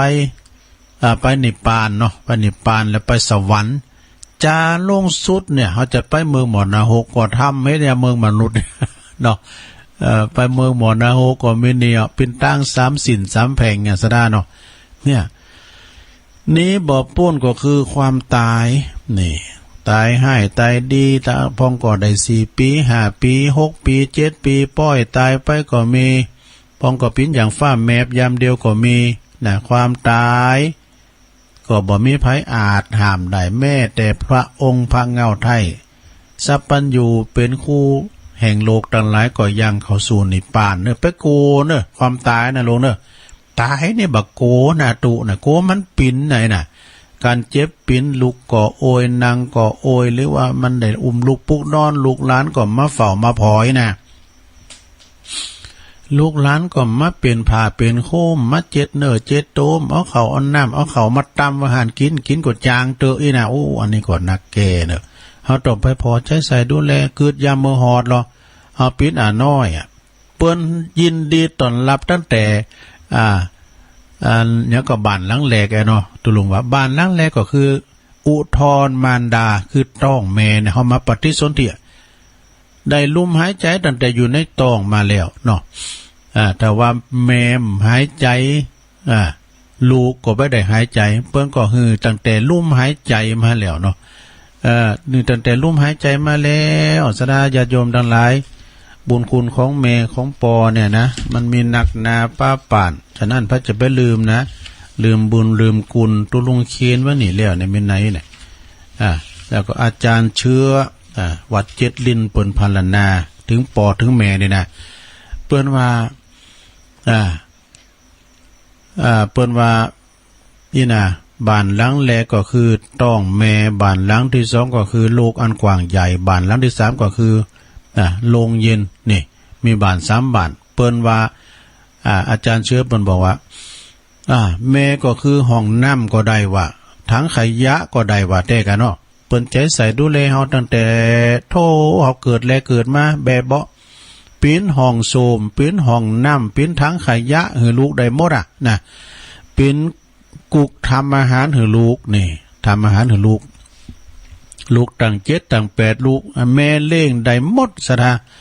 แม่ปิ้นแผ่นดินนะเหมือนกับแผ่นดินที่นักที่ลูกจะขี่จะถ่ายอาจมจะขี่จะเยียวได้หมดนี่นะแม่นี่เปรียบเหมือนแผ่นดินนักเป็นห่อก้อยดูแลลูกเลี้ยงลูกแม่เป็นลุ่มหายใจเมื่อยามเมื่อเฮาอยู่ในท้องก็ต้องอาศัยลุ่มหายใจของแม่โดยถ้าแม่ดูดมุลีลูกก็จะดูดมุลีด้วย ต้องอ่านแต่มีกันเนาะลุ่มหายใจของแม่ก็เผยแผ่ไปถึงลูกที่อยู่ในท้องแม่เป็นอัยการด้วยเด้อแน่แม่เป็นอัยการตัดสินนะลูกทุกคนบางทีมันมีหลายเนาะมันก็เดือดร้อนกันพองพิษพ้องมองใจกันพองลูกเต่ามันมีหลายก็หลายคุณคุณนึงว่าอย่างอั้นคุณนึงว่าพิษพ้องมองใจแม่เป็นอัยการเปิ้นว่าแม่เป็นอัยการของลูกเมื่อลูกพิษเถงกันบ่ถูกบ่ลงกันก็ดีแม่ก็จะมาตัดสินคดีความ ลูกทุกคนเป็นศาลยุติธรรมของลูกนี่นะเนี่ยแล้วก็ลูกตั้งหลายเนี่ยแม่เป็นคุณหับใจอาจารย์เชื้อวัดเจ็ดลินเพิ่นบอกว่านะแม่เป็นแม่ยิงหับใจนะเป็นสาวใช้รับใช้ลูกให้แต่กันเนาะความหักของแม่นี่บริสุทธิ์แต่ศรัทธาญาติโยมทั้งหลายความหักของแม่นี่บริสุทธิ์พุทธผ่องขาวใสสะอาดแม่ปิ้นได้กูยังนะเพราะว่าจะปิ้นธนาคารให้ลูกได้เบิกธนาคารอื่นนี่เปิ้นปิดวันเสาร์วันอาทิตย์อันนี้บัดมีการปิดนะเบิกได้วันเสาร์วันอาทิตย์ก็เบิกได้แบมือมาแล้วเมื่อค่ำยามคืนเปิ้นรับอยู่ได้แต่ก็ห้องนายธนาคารลูกล้อเนี่ยปุกมาขอสตังค์ก็มีนะสะทาแม่ปิ้นได้หมดแม่คือคนแรกที่เห็นเราแม่คือคนแรกที่พูดกับเราแม่คือคนแรกที่เจ็บเพื่อเราแต่กันเนาะแม่คือคนแรกที่กอดเราแม่คือคนแรกที่เลี้ยงเราแม่คือคนแรกที่รักเราเนี่ยฮักของปอของแม่บริสุทธิ์พุทธผ่องเนอะบริสุทธิ์พุทธผ่องแต่สดาญาติโยมทั้งหลายจะไปลืมเนอะบุญคุณพ่อแม่ ปอ21แม่12อันนี้กุลนะกุลปอมี21โกถากกุลแม่มี12กุลนางป้องมีตัวใดหมู่เนอะ เอาใส่อันนางป้องนะแคบมันเอามาใส่จ่อผักกาด ใส่จ่อผักกาดเนี่ยสถานญาติโยมเนาะกุลปอกุลแม่จะไปลืมเนี่ยปอแม่ลูก7-8คุณแม่เลี้ยงได้จุนเจริญวัยใหญ่แล้วนะสถานญาติโยมทั้งหลายโอ้มาโพสต์พระเพทเนี่ยซื้อบ่ได้คือซื้อความดีหนีบ่พ้นคือความตายใจแทนกันบ่ได้ก็คือเวรกรรมเด้อสถานเด้อกรรมเวรนี่ไผทำอย่างใดก็ได้อย่างนั้นนะจะใจแทนกันนะแม่แต่อัคคารสาวกพระโมคคัลลานเนี่ยเพิ่นเคยบุปปอติแม่พ่อแม่เพิ่นตาบอดไปเจอฟังกรรมกับเมนะกะก็เลยทำมาตุคาตปีตุคาตเนาะแต่งปิ้นโจรแต่งเป็นอันจุแม่จุปอว่าเขาจะไปแอวหาพี่น้องบ้านไกลเนอะเอาใส่ล่อใส่เกวียนอยู่ปออยู่แม่มาถึงกลางป่าละเมาะบอกปอบอกแม่ว่าแม่เอ้ยระวังตัวไว้เนอะปอตั้งหน้านั้นมันมีโจร500มาขี่มาป่นสะดมนะก็เดี๋ยวเขาจะไปพอกันเนอะจอดรถไว้หันเดี๋ยวไปพอตั้งหน้าไปลาดเล่าพอเกินไปสักกรรมเดี๋ยวแต่งปิ้นโจรไอ้เสือวาบุก ฆ่ามันได้หมด เนาะแต่งปุ๊บมันปุ๊บโหปุ๊บเหล่ามาลวดๆนะแม่ยังปิ้นโหงลูกอยู่อ่ะลูกเอ้ยหนีไปหนีโจรมาเนอะเนี่ยแล้วเต้ก็เป็นลูกตัวเก่านั่นเนาะเนี่ยเบิ้ลหนีไปแหละตัวเก่าไอ้แม่เขาไอ้ปอเขาเท่าแล้วปล่อยมันปุ๊บมันขาดตายแล้วตัวอ่ะเมื่อมาถึงก็ปุ๊บแค่นี้โมคคัลลานในปังเมื่ออ่านเนี่ยเป็นคุณธรรมดาสามัญเนี่ยบูบปอบูบแม่ปอแม่หยุมเนี่ยก็เลยตายนะแล้วเกิดมาหลายภพหลายชาติเนี่ยเกิดมาไปอยู่ในอเวจีก็เมินอยู่แล้วก็ตายเกิดหลายภพหลายชาติจนมาแถมชาติหนึ่งก็เกิดมาเป็นมนุษย์นะเป็นคุณเนี่ยนะแล้วก็ได้มาโบสถ์อยู่ในคลองผาเหลืองล่มผ้ากาสาวพัดพินักขลาสาวกของพระพุทธเจ้ามีฤทธิ์มีเดชหมายความว่าเหาะเหินด้วยอากาศดำดินบินบุญใดนะเป็นมีฤทธิ์โลไปเยี่ยมชาววันไปดับไฟมรณะหกก็ได้ดูเป็นมีฤทธิ์เดชโล ฤทธานุภาพเปิ้นนะเลยมาโบสถ์เป็นตูเป็นทรงแล้วก็ก็ขึ้นว่ามีอันพวกเดลถีเนี่ยคือคุณที่นอกศาสนานะอันว่าสมณะโคดมเนี่ยมีอัคคลสาวกตีเข้มแข็งเนาะเขาจะต้องคล้ายๆกับมือขวาเปิ้นไปเตะแขนมือขวาเนาะไปเตะเลยจ้างโจร500ไปล้อมกุฏิกะ3ตื่นนะซะนะครั้งแรกเนี่ยพระโมคคัลลานก็หนีออกจากหูกะแจก็ได้นะเปิ้นมีฤทธิ์หายตัวหนีออกหูกะแจข้างที่2หนีออกตั้งเพดานนี่นะข้างที่3ไอ้โจร500นี่มันมารบกวนโกนขี้กูอย่างอีลำเลยนะมันมีกรรมเป็นเวรหยังกันจัดใดเปิ้นเลยนึกจาดเปิ้นเลยนึกจาดว่ามีหันจาดนึงเฮาได้กระทำปาณาติบาตได้กระทำมันมาตุคาตปิตุคาตค่ะพ่อค่ะแม่กรรมมันมาแตดมา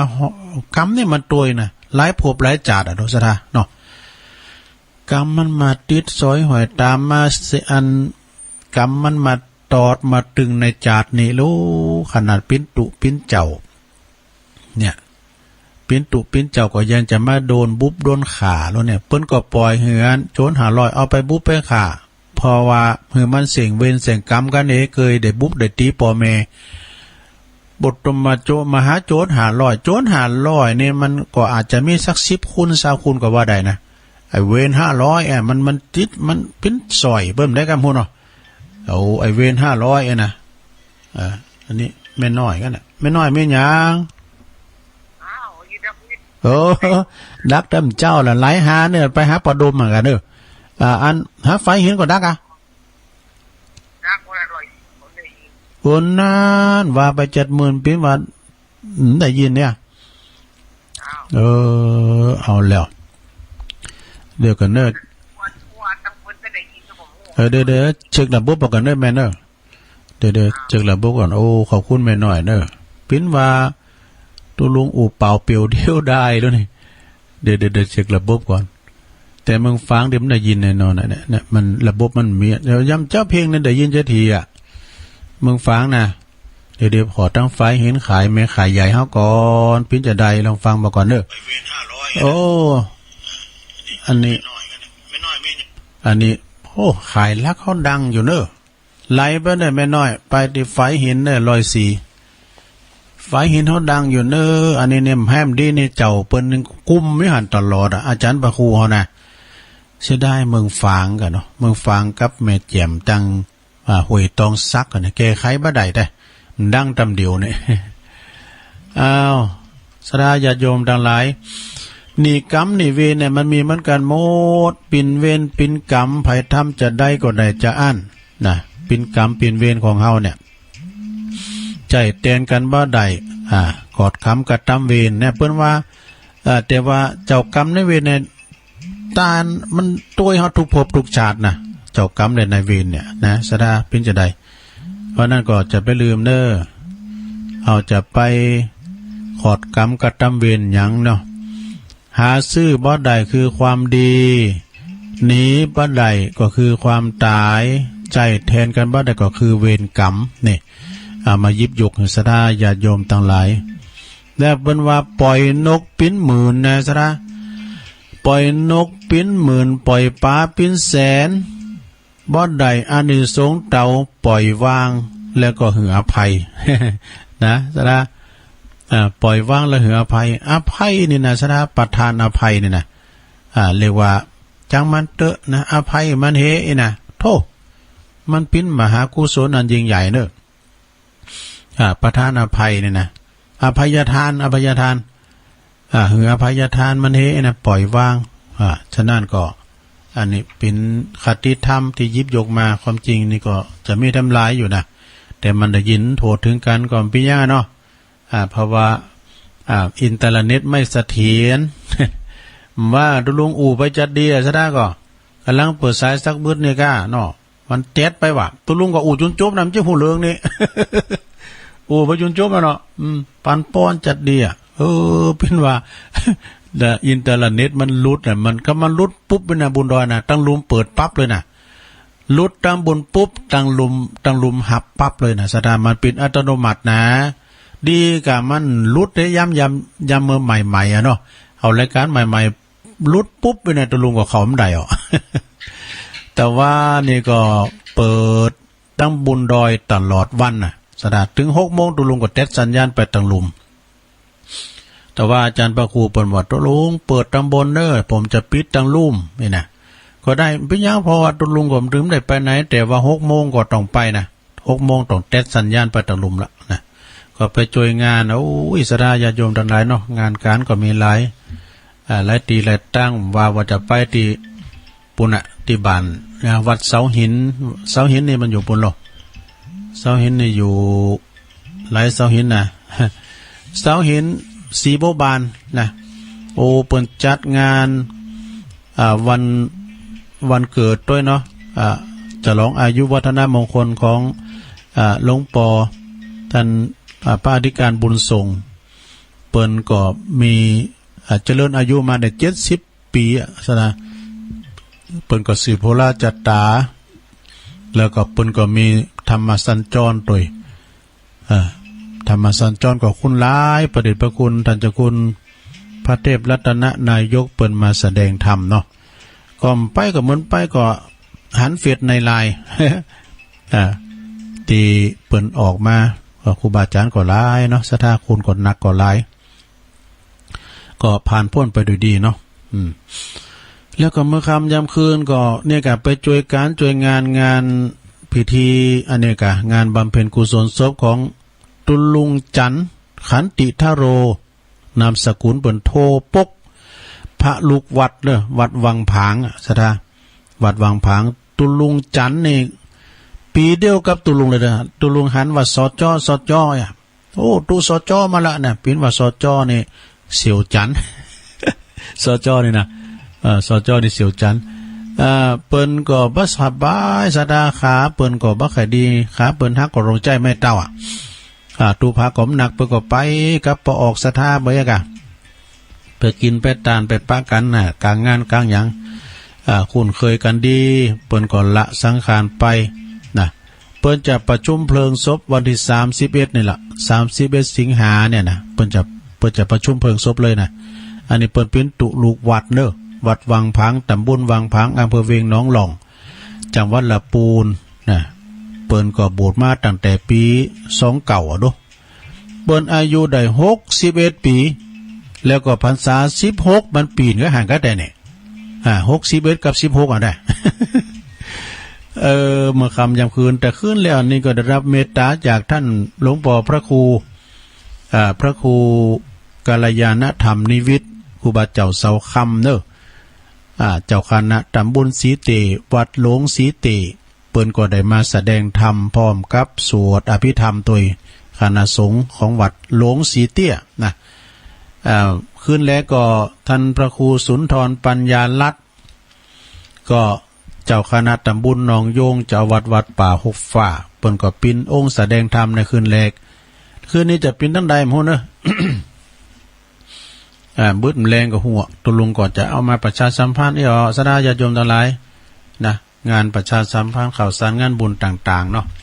เอาละได้โหลดอ่านละอันนี้กันเนอะสถานเนอะของงานเนี่ยกะงานวัดแต่ละวัดแต่ละว่า1 กันยานี่ก็เพิ่นถวายสังฆทานเนอะที่วัดมงคลเวรุวันบ้านปังกอดตันนะพระอาจารย์เกษมศรัทธาธิโกก็เปิ้นเป็นเจ้าอาวาสนะเลยวันนี้มุนตุลุงไปโดยนะตุลุงก็จะไปเนอะจะไปกินแปะตานกับพี่น้องศรัทธาบ้านปังกอดตันนะหรือว่าวัดมงคลเวรุวันบ้านปังกอดตันนะตำบลนครเจดีย์เนาะสารตัดต้านสังวันที่1 กันยานะ63เนาะวันที่25 กันยายนเด้อจะมีธรรมสัญจร5 กันยาเดือนหน้านี่นะธรรมสัญจรระดับอำเภอของคณะสงฆ์อำเภอดอยหล่อเด้อเปิ้นจัดการที่วัดหนองเฮงเด้อตำบลสันติสุขอำเภอดอยหล่อท่านพระครูวรธรรมานาถเจ้าอาวาสเนาะเปิ้นจะมีแจกของด้วยนะมีรถถีบกั้มอย่างก็ซับปะเนาะกาของรางวัลนี่มีเป็นเต้นบ่เอามาจุกหันอันนี้เป็นของสัมมนาคุณสำหรับผู้ที่ไปฟังเทศน์ฟังธรรมจกเบอร์ใดก็เอาไปมีวิทยุก็มีหยังก็ได้หมดอ่ะนะก็อันนี้ก็วันที่25 กันยาเด้อไปปักกันที่ธรรมสัญจรที่วัดหนองเหียงตำบลสันติสุขเนาะวันที่25 ตุลาก็เปิ้นก็จะมีงานที่วัดดอยน้อยเหมือนกันนะกฐิน วัดดอยน้อยกฐินตำบลห้วยไส้ห้วยยาปุ่นนะบันทิปุ่นนะคุณแม่สุพันพันมงคลในเปิ้นฝากประกาศมาเนาะไกลอยู่เน้อแม่วันที่25 ตุลาวันติดพอดีนะทั้งตุลุงเขานี่วัดดอยน้อยพระธาตุดอยน้อยนี่วันที่24 วันเสาร์17 ตุลาก็งานกฐินที่วัดพุทธศรีคีรีเนาะวัดของอาจารย์วรรณชัยชยานันโทเฮาก็ไปกูปีตุลุงไปนอนกูปีนะปีนี้ก็จะไปนอนแถมเพราะบรรยากาศโมนสดาเปิ้นฮ้อนกันหันในปิ้นหนาวเนอะพออยู่บุญดอยนะอากาศดีไปพอทะเลหมอกเนอะไปพอทะเลหมอกแล้วก็คุณก่อนนักก่อนหลายโอ้ยพี่น้องปากกยอเปิ้นมากระมดกัลยาณิวัฒนาอาจารย์นี่คมว่าเปิ้นมาหมดเมาโหลดเมาลากกันมาพองก็มานอนพี่น้องตั้งบ้านเฮานี่ก็เมื่อนะปังหอยละเนี่ยบังเกิดของอาจารย์วรรณชัยหอยละก็แม่แก้วเขาแม่ลิเขาก็ไปเด้อ17 ตุลานะ22 ตุลาก็กฐินสามัคคีที่วัดหนองผาขาวท่านพระครูสถิตสารคุณเด้อวัดหนองผาขาวก็22 ตุลา24 ตุลาก็กฐินที่วัดพระธาตุดอยน้อยนะหลวงพ่อพระครูพระครูหลวงพ่อเอาเนาะสาธุกิจจานันท์แล้วก็ปลงหลัดเขาวันที่24 ตุลา25 ตุลาก็วัดม่อนห้วยแก้วเนอกฐินม่อนห้วยแก้วเป็นนี่เปิ้นบรรจุหัวใจพระเจ้าพระประธานในวิหารด้วยนะงานบุญใหญ่เนอะ25 ตุลาเนาะที่วัดม่อนห้วยแก้วอาจารย์สมหวัง10 ตุลาก็กฐินที่วัดจ้างกำเนอะตำบลมะกอกอำเภอป่าซางเนาะท่านพระมหาประสิทธิ์ธรรมาภินันโทปท8นะเปิ้นก็จะมีงานก็เดี๋ยวก็จะถึงประกาศ 7 กันยาก็เปิ้นจะมีการไปแจกของเครื่องอุปโภคบริโภคน้ำท่วมไปช่วยน้ำท่วมไปเยียวยาเปิ้นเนาะที่อำเภอเวียงสาจังหวัดน่านนะพระที่เปิ้นประสงค์จะไปนะคืนสีขาวโดยการนำของท่านพระครูอภิวัฒนวิกรมตุลุมได้ไปเฝ้าเสานะ23 กันยาก็ตีวัดศาลาเนอะ23 กันยาเดือนหน้านี่นะตำบลน้ำแพร่โดยมีเมตตาบารมีธรรมหลวงพ่อพระครูโชติสุวรรณสอนหลวงพ่อเจ้าอาวาสวัดพร้อมกับคณะสัตยาวัดศาลากูหอหลังคาเฮินเนอะบั่นจัดสรรค่าที่ไหนกดตามเนี่ยเปิ้นก็จะมีการทำบุญอุทิศถวายทักษิณาคือกับครูบาเจ้าอินตากตปุญโยหรือว่าท่านพระครูพิพิธปุญญาภิรัตน์ทุกวันที่23ของเดือนนะเดือนนี้ก็จะได้รับฟังพระธรรมเทศนาได้รับเมตตาจากพระครูวิมลสุตตาพรรองเจ้าคณะตำบลแม่แรงเจ้าวัดดอนน้อยตำบลแม่แรงเนอะเพิ่นจะไปแสดงธรรมนะเจ้าภาพก็คณะสัตยาเท้าวังคำวัดเท้าวังคำอำเภอหางดงเด้อ เป็นเจ้าภาพโอ้ขอขอบคุณหลวงปู่ด้วยเนอวันนั้นเปิ้นมาแอวหาเอาโคมาตานจัดหลายบ่ได้ซื้อนะตุลุงเปิ้นมาตานนั่นเนาะตุลุงได้ทำอาหารเอาไปปดตัวปิ้นซอดปิ้นหยังข้าวสารอาหารแห้งทั้งหลายนะต้องกราบขอบคุณในเมตตาบารมีธรรมหลวงปู่เนอเอาข้าวเอาของเครื่องใจทั้งหลายต่างๆเอามาตานขอบคุณพี่นานโชเฟอร์ด้วยนะอันนี้ก็คณะแห่ เปิ้นคณะแห่วัดทุงปากเก็ตนี่เปิ้นก็สร้างหุ่นตั้งเข้าหาห้องน้ำเด้อพระจะไปโจโลมปิ้นเจ้าภาพด้วยกันปิ้นเจ้าภาพเล็กปูนหินดินทรายนะเปิ้นจะลาสัตว์ตายไปหาห้องน้ำก็ติดต่อได้ดีพระครูไพศาลเด้อเจ้าอาวาสวัดทุ่งปากเก็ตดอยสะเก็ดเนาะสันทรายก็ทุ่งปากเก็ตเด้อนะไปรวมทำบุญด้วยกันนะตุลุงก็เก็บเอาหันหน่อยมาประกาศให้เปิ้น1 2 3ไก่มาแล้วเนอกันยาเปิ้นจะมีงานรวมพิธีลอยพระอุปคุตประจำปีถึง3อำเภอฝางไม่อายใจประการนะเปิ้นจะมารวมกันหั่นมีขบวนต่างๆโดยเมตตาบารมีธรรมหลวงพ่อพระครูวิธานธรรมโสพล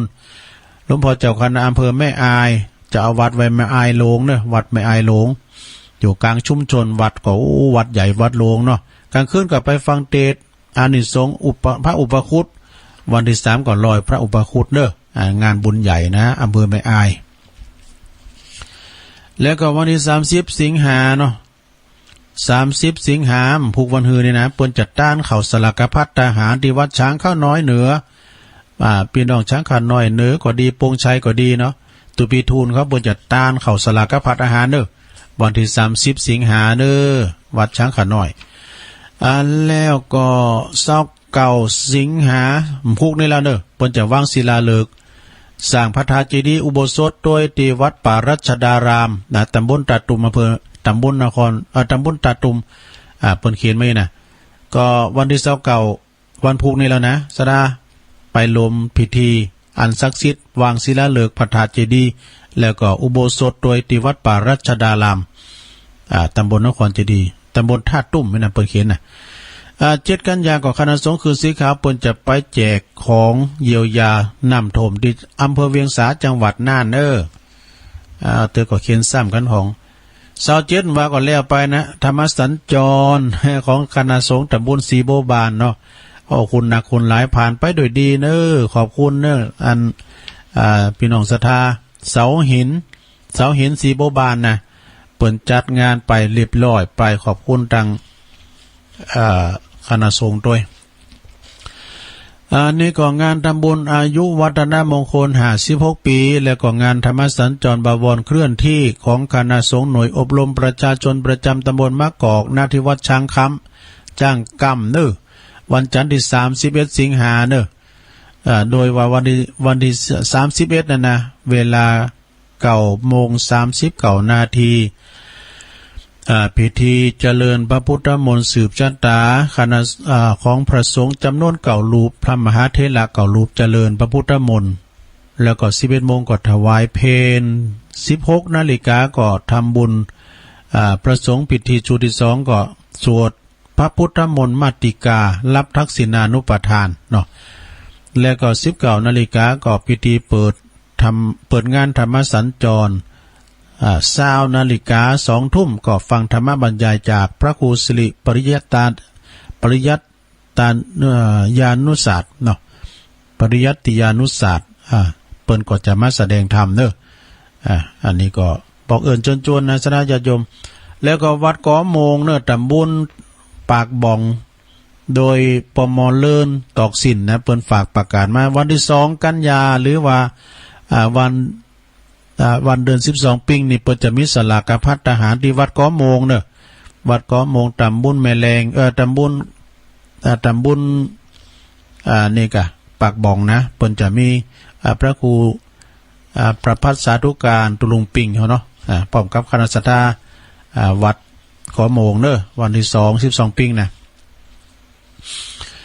ขอเชิญโลมทำบุญวัดวังดินเนอะตำบลโขงเป้าในเปิ้นจะมีการทำพิธีในการยกยอชัดพระธาตุเจดีย์โดยแล้วก็ยกจอฟ้าอุโบสถโดยวันที่20กันยาเนอะวันที่20กันยาก็มีผ้าป่าด้วยเปิ้นจะมีผ้าป่าต้านตอดผ้าป่าด้วยก็ไปลมกินลมตาลกันเนอะคือหมายความว่าเปิ้นจะมียกจอฟ้ายกยอดชัดพระธาตุเจดีย์โดยที่วัดวังดินตำบลโขงเป้าโดยเมตตาบารมีธรรมในพระเดชพระคุณพระศรีศิลปาจารย์วิแล้วก็พระอาจารย์อินผลอินทพโลเมตตาเป็นองค์ประธานยกยอดชัดพระธาตุเจดีย์เนอะคุณแม่จันฟองกิ่วแก้วประธานฝ่ายคารวาสห้างหุ้นส่วนจำกัดเพชรอินทรีย์ทรานสปอร์ตแล้วก็เขมรัตน์ทรานสปอร์ตเนอะนครหลวงคอนกรีตนี่เปิ้นก็ปิ้นเจ้าภาพใหญ่เนาะคุณโยมเชิดพงศ์คุณโยมนงลักษ์นะกิ่วแก้วพร้อมกับคณะเนาะก็ไปกินแบตตานกันเนอะที่วัดวังดินนะแล้วก็วันที่20อันนี้อ่านแล้วเนาะในวันที่25ตุลาเนอะวันติดพอดีเปิ้นก็จะมีการวางศิลาฤกษ์พระธาตุเจดีย์เหมือนกันแล้วก็ทอดผ้าป่าสามัคคีสมทบทุนในการสร้างพระธาตุเจดีย์ณที่วัดโพธิมงคลอำเภอพระเนอะตำบลบ้านหงอำเภอบ้านหงเนอะไปกินไปทานกันวันที่25เหมือนกันด้วยอำเภอพระเปิ้นได้ยินนะเพราะว่าเดี๋ยวนี้สายฮ้อมันช็อตอยู่ แล้วก็ศรัทธาญาติโยมทั้งหลายอันนี้ก็มีวันที่6เนอะวันที่6กันยาก็สังฆทานที่วัดหลังถ้ำตำบลสองแควอำเภอดอยหล่อเนอะแล้วก็วันที่13กันยาก็สลากมันจะสลากเนอะที่วัดโหโขงนะอันไอแหวงบอกขึ้นตุลุงละเนนมันพิมพ์โวยมือมันโวยแล้วปิ้นสลากเพ่วะมันก็นึกว่ามันเหมือนกันวะปัจจัยนั้นจะสลากนะเพื่อกดตานสังเนี่ยนะที่วัดโหโขงโหโขงด้อยหล่อเขาเนี่ยนะตำบลสองแคววันที่13กันยาเนอะนะตังปนนั้นสุทัศน์ทิพพูน อันนี้เป็นปอจานวัด13กันยาเหมือนกันกดตานตุนเงินที่วัดโบสถ์น้ำดิบเนอะ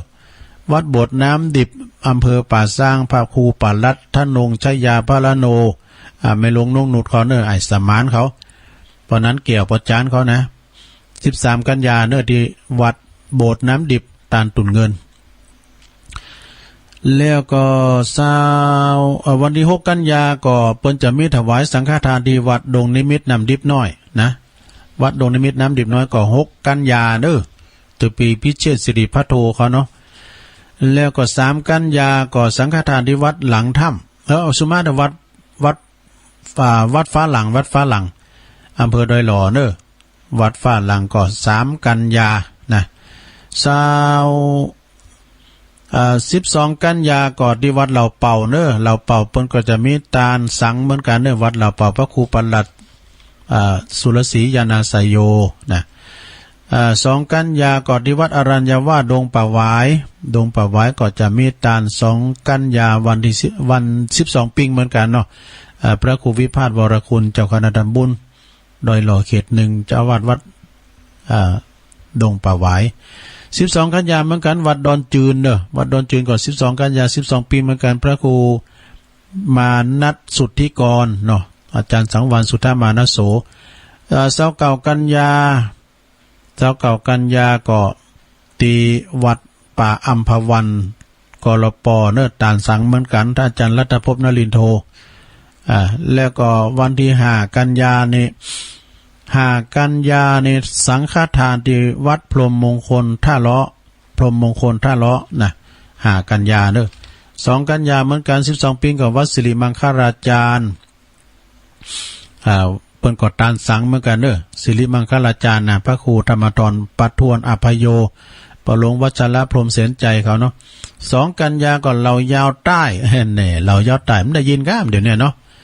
เรายอดใต้บนตานศาลากุปีเนอะเรายอดใต้พระครูสังฆารักษ์สมบัติอภิรัมมณีโยนะอันนี้เปิ้นก็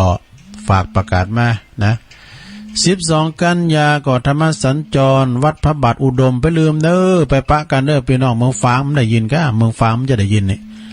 ก่อนพุกก็ประกาศแถมเนาะพุกก็แถมเจ้านึงเหรอตุลุงเข้ารายการ12 กันยาก็ไปฟังเทศน์ฟังธรรมกันที่เมืองฝางเด้อที่วัดพระบาทอุดมนำบ่อเศร้าว่า19 กันยาไม่ดีได้ยินได้ยินอยู่กันเนาะจะร้องการ์ดต่างเจ้าอาวาสวัดป่าสร้างน้อยตำบลบ้านแป้นอำเภอเมืองจังหวัดลำพูนมีแข่งของหลวงล้านนาโดยเน้อ19 กันยาจะร้องการ์ดต่างเจ้าอาวาสที่วัดป่าสร้างน้อยนะอันนี้ก็เป็นข่าวสารงานบุญเน้อสราญาติโยมหากว่าขาดตกบกพร่องทางใดก็สุมาอาภัยโดยเน้อเพราะว่าวันนี้ก็ติมร้อยเพราะว่ามันยังวิทยุมันดังมุขไขกัน19 กันยาม29 กันยาม29 สิงหาสุมาเนี่ยเปิ้นว่าเล็บเลี้ยงดีๆตุไปเฝ้าปากนะวันพรุ่งนี้เปิ้นก็จะมีสลากพัฒทหารที่วัดพระบาทอุดมด้วยนะ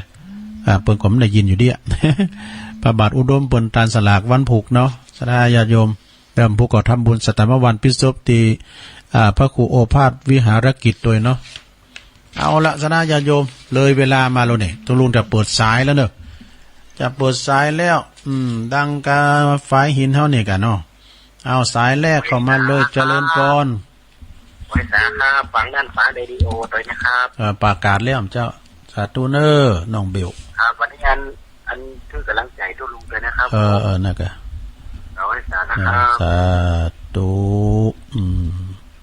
เอาสายต่อไป089 9556506มีก็เข้ามาเด้อมีก็เข้ามากันสายบับป้อกว่างเต็มแรงบึ้ดก็มาอยู่เนอะบ่าย3 โมงถึง5 โมงตุลุงจะสอดทำไปติดสอดทำไปติดก่อนแรงบึ้ดนะเจริญปอนไว้สาเจ้ามาแล้วแม่จันทิพย์ฟังตั้งไม่ตี 1ล่ะน่ะตั้งนี้เฮาปิ้นปัญหาแต่ดังมึงฟังบ่ได้ยินเจ้าฟังเฮานี่เป็นชัดเจนเรียบร้อยดีเจ้านะคะก็เปิ้นเฝ้าหาหนูอาจารย์พระครูน่ะฟังตั้งแต่เปิ้นทำวัดเจ้าละเจ้านะก็ตุลุงก็ซุ่มฟังอยู่ฟังตุลุงทองด้วยจ้าฟังตุลุงทองจบเสร็จแล้วก็ฟังเพลงจบเพลงม่วนวันเนี้ยเพลงนิมนต์กับเพลงหลากหลายเพลงบักเก่าเนาะพวกก็ฟังแถมขอบคุณแม่จันติบเนอนะกะสาธุฝากไว้สาธุบาโตยสาธุเจริญปอนเจริญปอนหลวงพ่อเนาะหลวงพ่อไหนใจกะหลวงสมมาตรเสียงเหมือนนั้นหลวงพ่อมานิดเสียงกันบ่ได้ค่ะเจ้าดอยสุเตียป่ะใครก็ว่าอาจารย์สมนึกใครหลวงพ่ออาจารย์พระครูใบดิกาประเสริฐประสันโอลืมเด้อวันที่12น่ะไปเด้อไปป้าเอาป้ายหนูไปด้วยครับไปป้ากันบุญโอ้วันนั้นก็ลืมคือใจป่ะเพิ่นถ่ายทอดเสียงตัวเด้ออาจารย์เด้อโอ้นั่นน่ะไปเราไปกินไปตามกันวันที่12โอ้ขอบคุณหลายๆเด้อครับผมครับจะไหวสาครับไหวสาครับอันนี้กันโอ้ขอบคุณไหวสาครับโทษอันนี้เปิ้นนี่กินตั้นที่ไหนเปิ้นก็ไปนะอาจารย์ท่านพระครูใบดิกาประเสริฐประสันโนเนี่ยนะเปิ้นโฮมกินโฮมตั้นไปถึงไอ้นงกับมันโยมโดยเจ จริญปอนเจ้าตัวลุงอ๋ออันนี้แม่พินนะเจ้าแม่พินป่าแดดมาแล้วเจ้าอันฟังเจ้าละกะเจ้าละเจ้าดีกะป่าแดดในเมืองเจ้าฝนตกเนาะแม่เนาะหมดจะแช่หน้ากากหน้ากากมันฝนนี่นะมันขี้ขาดออกเฮิรนน่ะฝนนอนรับฝนเจ้ยอย่างงามอ่ะไอ้เนาะโต๊ะน้อยๆโต๊ะน้อยๆเนี่ยโอ้ขอบคุณแม่พิมพ์หลายๆเด้อจ้าไว้ใส่จ้าพวกก็โทรมาแถมพวกตั้งใจทำใหม่วันนี้มันต่างเมืองฟังบ่ได้ยินปอหน่อยบุญปันเขาอ่ะมันก็เนาะศรัทธาญาติโยมเนาะสัจธรรมมันนั่นมันเตงอ่ะนะมันบ่เตงฮู้ความเงงไปมานี่นะแต่ก็ดีอยู่พี่น้องในเมืองเปิ้นฟังกันคืนไฟหินเนี่ยดังพระดอยชุดเตบอาจารย์พระครูบดิกาประเสริฐประสันโนนะฮะอันนี้ก็เป็นพระเทระที่ว่าเปิ้นหุมไปตานไปกินไปตานที่ไหนหับสังกามคือตุลุงก็ฟังบ่ดอกลงหนอเงยน้อยนะก้มน้อยนะตุลุงได้ลืมไปหมดเนาะก่อนก็ไปฝึกเหมือนกันนะไว้สาครับกราบนมัสการท่านเจ้าลูกเจ้าเนาะลูกเจ้าลูกเจ้าปล่อยนกปล่อยปูปล่อยปลาเป็นแสนเป็นล้านบ่เท่าปล่อยวางทำท่านเจ้าเนาะแม่นแล้วแต่ก็ถ้าเท่าปล่อยวางปูตกคืออภัยซึ่งกันและกันนี่นะมันใจดีขึ้นแล้วเขาหมอตรวจเอาแต่กันนะเขาสมัยเตอร์อีกนะสู่ทำถ้าสู่ทำมันดีกว่าเรื่องของสู่เลยเนาะ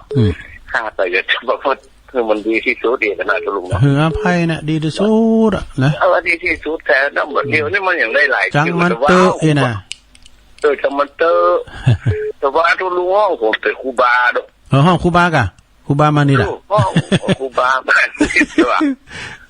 ครูมันนี่ที่สถานมาดูเลื่อนรถขึ้นได้อ่ะครูบาได้สิอ่ะได้ฉลองพัดยุสักวันที่ลุงยองตั้งฮือเนอะวั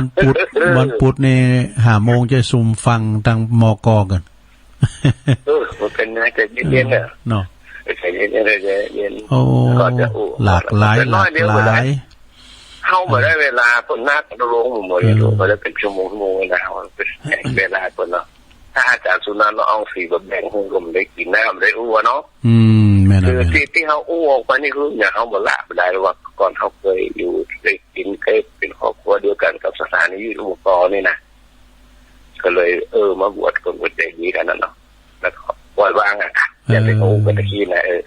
นี่อย่างที่เป็นหน้าที่ของเขาได้บอกได้กล่าวได้พี่มาได้มาสอนเนาะแรงว่าเนี่ยไม่ได้ฟังกันสักครั้งได้ยินโทรมาเนาะโทรกับตุลุงจักผมอยู่หรอว่าเราจะเทศอย่างมาโทรมาเดี๋ยวโทรเลยได้ติดโทรกับผมโทรแล้วตุลุงยังตั้งเมื่อผมทำไมครูบามานี่เตี่ยแม่น่ะแรงบุญแถมผูกเจ้าวันนี้ทุกเจ้าทำอันก่อนเตียงหลังเตียงนี่มันแน่แต่คนแรงดูต้องฟังแล้วเนอะจุอันปล่อยวางปล่อยมือสาธุครูบามานิดเลือนยศขึ้นติ๊กอ่ะก็เป็นสีสันนะสดาญาโยมเนาะว่าโอ้สายไต่ที่มันได้โทรมาเนอะแม่สุกแก้วเขานี่นะอ้าว75บ้านหลังวัดจะปิ้นแม่ดีแยกะเจริญปอนภาษาเจ้าโอ้แม่ฟองปงดอนแม่จันฟองปงดอนแก่ห่มมาแล้วเจ้านี่ใจแกได้คิดหรือฮะนี่ใจแกได้ขี่รถไปยังบ้านน่ะตุลุงมันมูลก็ขี่รถนะขี่รถในมูลอันนี้เพราะว่ามันเชื่อมก่อนนี่ขี่ล้อเนาะขี่ล้อเขาก็ว่ามูลนะขี่รถสมูลจ้าก่อนนี่มันดีแบบดีบอดในการพุ่งล้อไปก่อนลักแกวนล้อพวกนี้คุณทำก่อนก็ค้างล้อเนอะไม่เสียฟาดมาก่อนเมนกูกะอ่ะหลังหอยต้องคนล้อนะหอยเว้นหอยงั้นเนี่ยเตียนล้อเจ้โฮมจำเสียงว่าเมย์ว่าขีนได้กี่ฮะจำเสียงเมย์ว่าขีนได้กี่แม่โบคลี่2นะอาจารย์พระครูอาจารย์พระครูบดิกาประเสริฐประสันโนปนจังเฮนเสียงแม่โบคลี่ สวัสดีเจ้าขอบคุณนะแม่จันฟองเด้อไม่เพียนิดนึงเมืองฝางน่ะกะเมืองฝางเมื่อใดอยู่เนาะถ้าเมื่อใดก็ฟังเปิ้นถ่ายทอดเสียงก็แล้วกันนะแหมก้ามไปเมืองฝางตื้อไอ้หนูห้องเพลงหลายๆเพลงวันนั้นก็ลืมคือใจไปที่ไปอันดอนจันนะนั่นคือไอ้หนูห้องเพลงนะอภิญญาเจริญปอนครับนี่ทางใดจ๊ะแม่ปูคาน่ะกำลังตะว่ามันคือแต่จ้ะแม่ปูคาแน่นอนพี่นั้นฟังอยู่ฟังอยู่เนาะฟังตัวนอนรับตัวก็ไปพินเนี่ยก็อ้างกันธรรมดาหรอมันนั้นมันถึงอันนี้มันกล่อมรับนะครับผมฟังตั้งเปิดขันนี้มาเลยน่ากะฟังไฟหินเนี่ยเนาะไฟหินในกว้างไกลได้กะโธ่ไข่ใหญ่เฮาเนี่ยต้องขอบคุณทางอาจารย์วิสุวัฒน์แท้ๆเฮาเป็นสาวกอดใสปิ้งๆนะดังไปไกลได้บุญได้ละโอ้ได้บุญกะเปิ้นกดแต่ละเตือน่ะกันมีเปิ้นเฮาบ่ได้ยินเพราะว่าเปิ้นเอาอันตุลุงทองออกเจ้าหน่อยนึงแล้วก็ขางเพลงใสเปิ้นว่าต่างกันเปิ้นก็ว่าโอ้เพลงโมนเนี่ยคนเฒ่าก็ว่าโมนเนาะเคยเปิดเก่านี่มันฟังกายนะเนาะบ่กายเพลงใหม่นี่ฟังเลยเดือนเนี่ยนั่นน่ะปงๆบงๆสีนั่นน่ะบ่ได้ดักไปแล้วนี่เพลงเก่ามันโมนยากโปรดเถิดดวงใจเนี่ยอย่าลืมเมืองไทยเนี่ยเงินนี่นะเพื่อนผมแดนก็เนี่ยมันโมนนะเพลงมันออกจากห้องมันออกจากเสียงลูกคอแท้ๆโตแต่กะเปิ้นวิญญาณในการห้องเพลงเปิ้นโมนสมัยเก่าริมไกลลาดตุลุงก็ย้ำได้เปิดตะดูริมไกลลาดของงานหลวงพ่อมานิดแล้วก็ว่าในบทตุมบานเปิดแล้วลูกไก่ดาวลูกไก่เปิดแล้วปิ้นนี่เปิ้นริมไก่ราดนี่หลวงพ่อวันนี้ไปที่กับมาล่ะโหมากะกำลังวางหูไปนี่เหรอเปิ้นก็มานะกะครูบาปอหอนเดินห้องครูบาเปิ้นเลื่อนยศของแล้วเป็นครูบามานิดอีหก่อนนี่พระครูประสิทธิ์หลวงถ้าอย่างนี้คือหลวงพ่อมานี่เป็นอาจารย์อะไรหรอนะกะหลวงพ่อมานี่เป็นอาจารย์กรรมยานตนในเมตังอาลาธนังคโลมาขอบคุณด้วยนะเด้อแม่ปูกาโทรมาบุตรโทรมาดำเด้อพวกเจ้าแถมนี่เป็นหมอยาด้วยนะยำกะโลกะลาได้เนี่ยเป็นการหมดโนดฝ่าเท้าตัวปีนั้นแม่ปูคาสันกำแพงเจริญปอนไปสาเจ้าดูลุงโดยค้างมาแล้วแม่อมรเจ้าฟังเจ้ามาละฟังเพลงเพลงนี้ตามฟังเปิดก็โดยก็ได้อย่างมาแล้วก็หลายอย่างกูเตือนนี่ฟังเพลงจะดีนี่วันนี้ไม่ได้ฟังสักก้าวนี่กูเตือนฟังจะดีเนาะเจ้าอันนี้ก็ได้ฟังยาวมาเหมือนกันเมื่อเรื่องนั้นมาแล้วเรื่องวัดเรื่องวานะครูบาบนวาไว้เนาะแต่กันเนาะเพิ่นบัดนี้ไปแหล่งโง่แหล่งควายที่ในวัดในวาเนาะมันดีไหลเลยลูกเต่าครูบาเพิ่นเป็นวาดได้กับควายทอนก็ถึงวันแต่กะกับอันนี้นะกับนี่สูงอย่างจำลานนี่สูงนี่นะปันจับอันเฮาใส่ซองแล้วก็เขียนใส่แล้วเฮาใส่บาตรดีๆตุลุงก็ไปปิ้นเนี่ยก็ดีกำแล้วกะก็ยืนหนึ่งกับมือตุเจ้าก็ปึ้งเอาใส่บาตรนะกะเด้อจะเอาซองให้เขียนจื่อเอาสตางค์ใส่ในซองแล้วก็เขียนชื่อแล้วก็ใส่สำละนี่สูงแล้วก็เอาใส่บาตรนั่นกะได้โธ่เขาได้ใส่วันกินตัวอย่างดีกะใส่บาตรนี่เนาะก็เราอันนั้นกะได้ยินครูบาทอนมาเขาก็เป็นดิกูเตอร์เขาก็ไปเขาก็ไปกินท่านกินนี่เพิ่นก็อนุญาตเหมือนกันนั่นเพิ่นอนุญาตดอกแล้วก็ว่ากินไปมันเป็นอย่างน้ออันที่อันไปคือเป็นบาปเป็นกรรมเด้อก็ว่าไปเลยค่ะนี่ก็มันของบุญของเราก็เอาควางเอาเสียของขึ้นได้เนาะเขาได้บุญตัวได้ทำหันอยู่หันเนาะนั่นแหละถ้าเขาตรงนี้เหมือนกันถ้ามาสัญจรระดับตำบลมาถ่ายทุลุนั่นระดับตำบลที่2ก็จะไปกันทั้งต้นเพิ่งไม่รอบเหมือนกันนะคะต้นเพิ่งไม่รอบเนาะเจ้าวันนั้นมีป่าไม้ตุปีแอนี่ประกาศก็ได้ตุลุงเป็นยังตุปีแอนี่เป็นก่อนที่ปัจจุบันกองนี่กะ เพิ่นไปอยู่แม่แล้วอันอยู่ป่าไม้แถมแล้วก็ไปอยู่จอมทำแล้วเดี๋ยวนี้ไปอยู่คุณต้นพึ่งต้นพึ่งมงคลต้นพึ่งนะไปทางบ้านปงชัยนะเนาะปงบ้านปงไม่รอบหลายนะปงไม่รอบขอบคุณแม่อมรหลายๆเด้อเจ้าแม่ฟังถึงว่าเจ้าเจริญปอนโอ้วันนี้มันได้สายหลายนี่กำลังสาย18เจริญปอนกับไปสาเจ้าแม่อยู่ไหนอยู่ห้วยปะตองตำบลแม่ปงแม่หยังกับแม่มณีแม่ทองคำติ๊กแก้วแม่ทองคำเนาะเจ้าแล้วก็พระโคโสเพชรแล้วก็ฟังถึงวันเทศฟังกันนักนะเจ้าเจ้าฟังหลายเนี่ยถ้าถามว่าห้วยปะตองเท่าไหร่เนี่ยเจ้าชัดเจนดีเหรอชัดเจนดีเจ้าป่าไผ่เนาะห้วยปะตองเจ้าพระโคโสเพชรเจ้าภาษาไทยเจ้าอาจารย์สมนึกสมเพชรเนาะนักเทศเสียงทองเจ้าทำภาษาเจ้าขอบคุณเด้อแม่ทองคำติ๊บแก้วแม่น้อยเขามาเดี๋ยวเจริญปอนเจ้าไหวซาเจ้าได้ยินแล้วก็ไม่ได้ยินจักรหันไม่ได้ยินยังโทรมาได้ยะน่าค่ะตั้งแต่นี่ยังเด็กอ่ะลิกเนี่ยไฟหินน่ะนี้แดนดินถิ่นล้านนาทางโน้นปอดมครับดูของเจ้ายิ้มใจไหลพอนี่เจ้าท่านมันป้อนใหญ่หน่อยนะเจ้าไปซาเจ้าตะอีนะเจ้าเจริญปอนแม่น้อยกาดนัดพี่มาเปิ้นบ่ได้ยินว่ะไหลพอเด้อได้ยินในกะตุนั้นไม่ได้ยินนะอันนี้แม่จันสีสีบันกอกนะเจ้าแม่จันสีบันกอกมาแล้วกี่โทรสุกภาพเนี่ยมันซ่อนกันเดี๋ยวนี้ได้ละมันซ่อนกันได้แล้วจะก่อนไม่ได้ยินนะ103เป็น103.5ไม่ได้ยินเลยเพิ่นได้ยินพระปุ่นนี่ไม่อมรครับพุ่นน่ะเด็กเปิดเพลงอ่ะโมโดอันนี้ก็อันนี้น่ะ104นี่เปิดเพลงอ่ะไปหูอันใดตุ้มจะได้ฟัง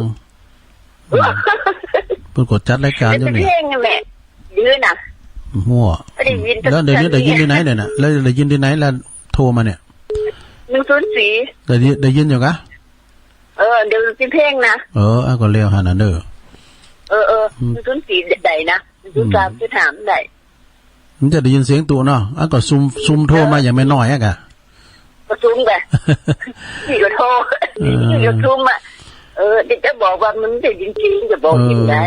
มันนั้นมีปัญหาน่ะอินเทอร์เน็ตอ่ะหลายตีก็ตั้งจำต้องก็ไม่ได้ยินเนาะมาถอยต้องซักนี่ก็ไม่ได้ยินเมืองฟ้างก็ไม่ได้ยินกับไฟหินน่ะกะตีกะในเมืองเพิ่นได้ยินเนาะภาษาได้เกี่ยวหน้ากับหมู่เนาะแม่น่ะในโทษแต่ฟังคือมันน่ะที่3ก็ตื่นก่อนพวกเจ้าก็ตั้งใจแรงเบิดแท้ได้แล้ว39ตัวดีกะไอ้ก็เลยกดไปได้โทรตั้งอีดีกว่าเนาะอาจารย์มันอยู่เหมือนกันมันบ่ได้อ่ะอาจารย์น้ำใจว่าโทรเดี๋ยวลามากกว่าดีแล้ว5 โมงมากกว่าดีแล้วเนาะเจ้าดีกันเนาะขอบคุณแม่จันสีเด้อไว้สาเจ้าโทแม่จันสีนี่เปิ้นเป็นน้องของปกำนันทองคำดอกจอมขันเงินเป็นลูกของแม่แก้วเปิ้นนักร้องด้วยนะในห้องเพลงเจริญมนต์เจริญปอนเจ้ากลับไว้สาเจ้าตุลุงอันนี้แม่สายพินนะเจ้าแม่สายพินมาแล้วเอาให้หน่อยเนาะโอเคนะเจ้าเนาะเอาเลยแม่สายพิน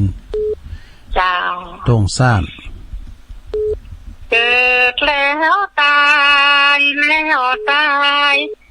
เจ็บอยู่ไม่เว้นลายเกิดตายในทะเลทุกโลกนี้แสนทุกคนต้องอวสานเมื่อสิ้นลมปราณวิญญาณออกร่างแล้วจะไปไหนเกิดมานานเหลือทน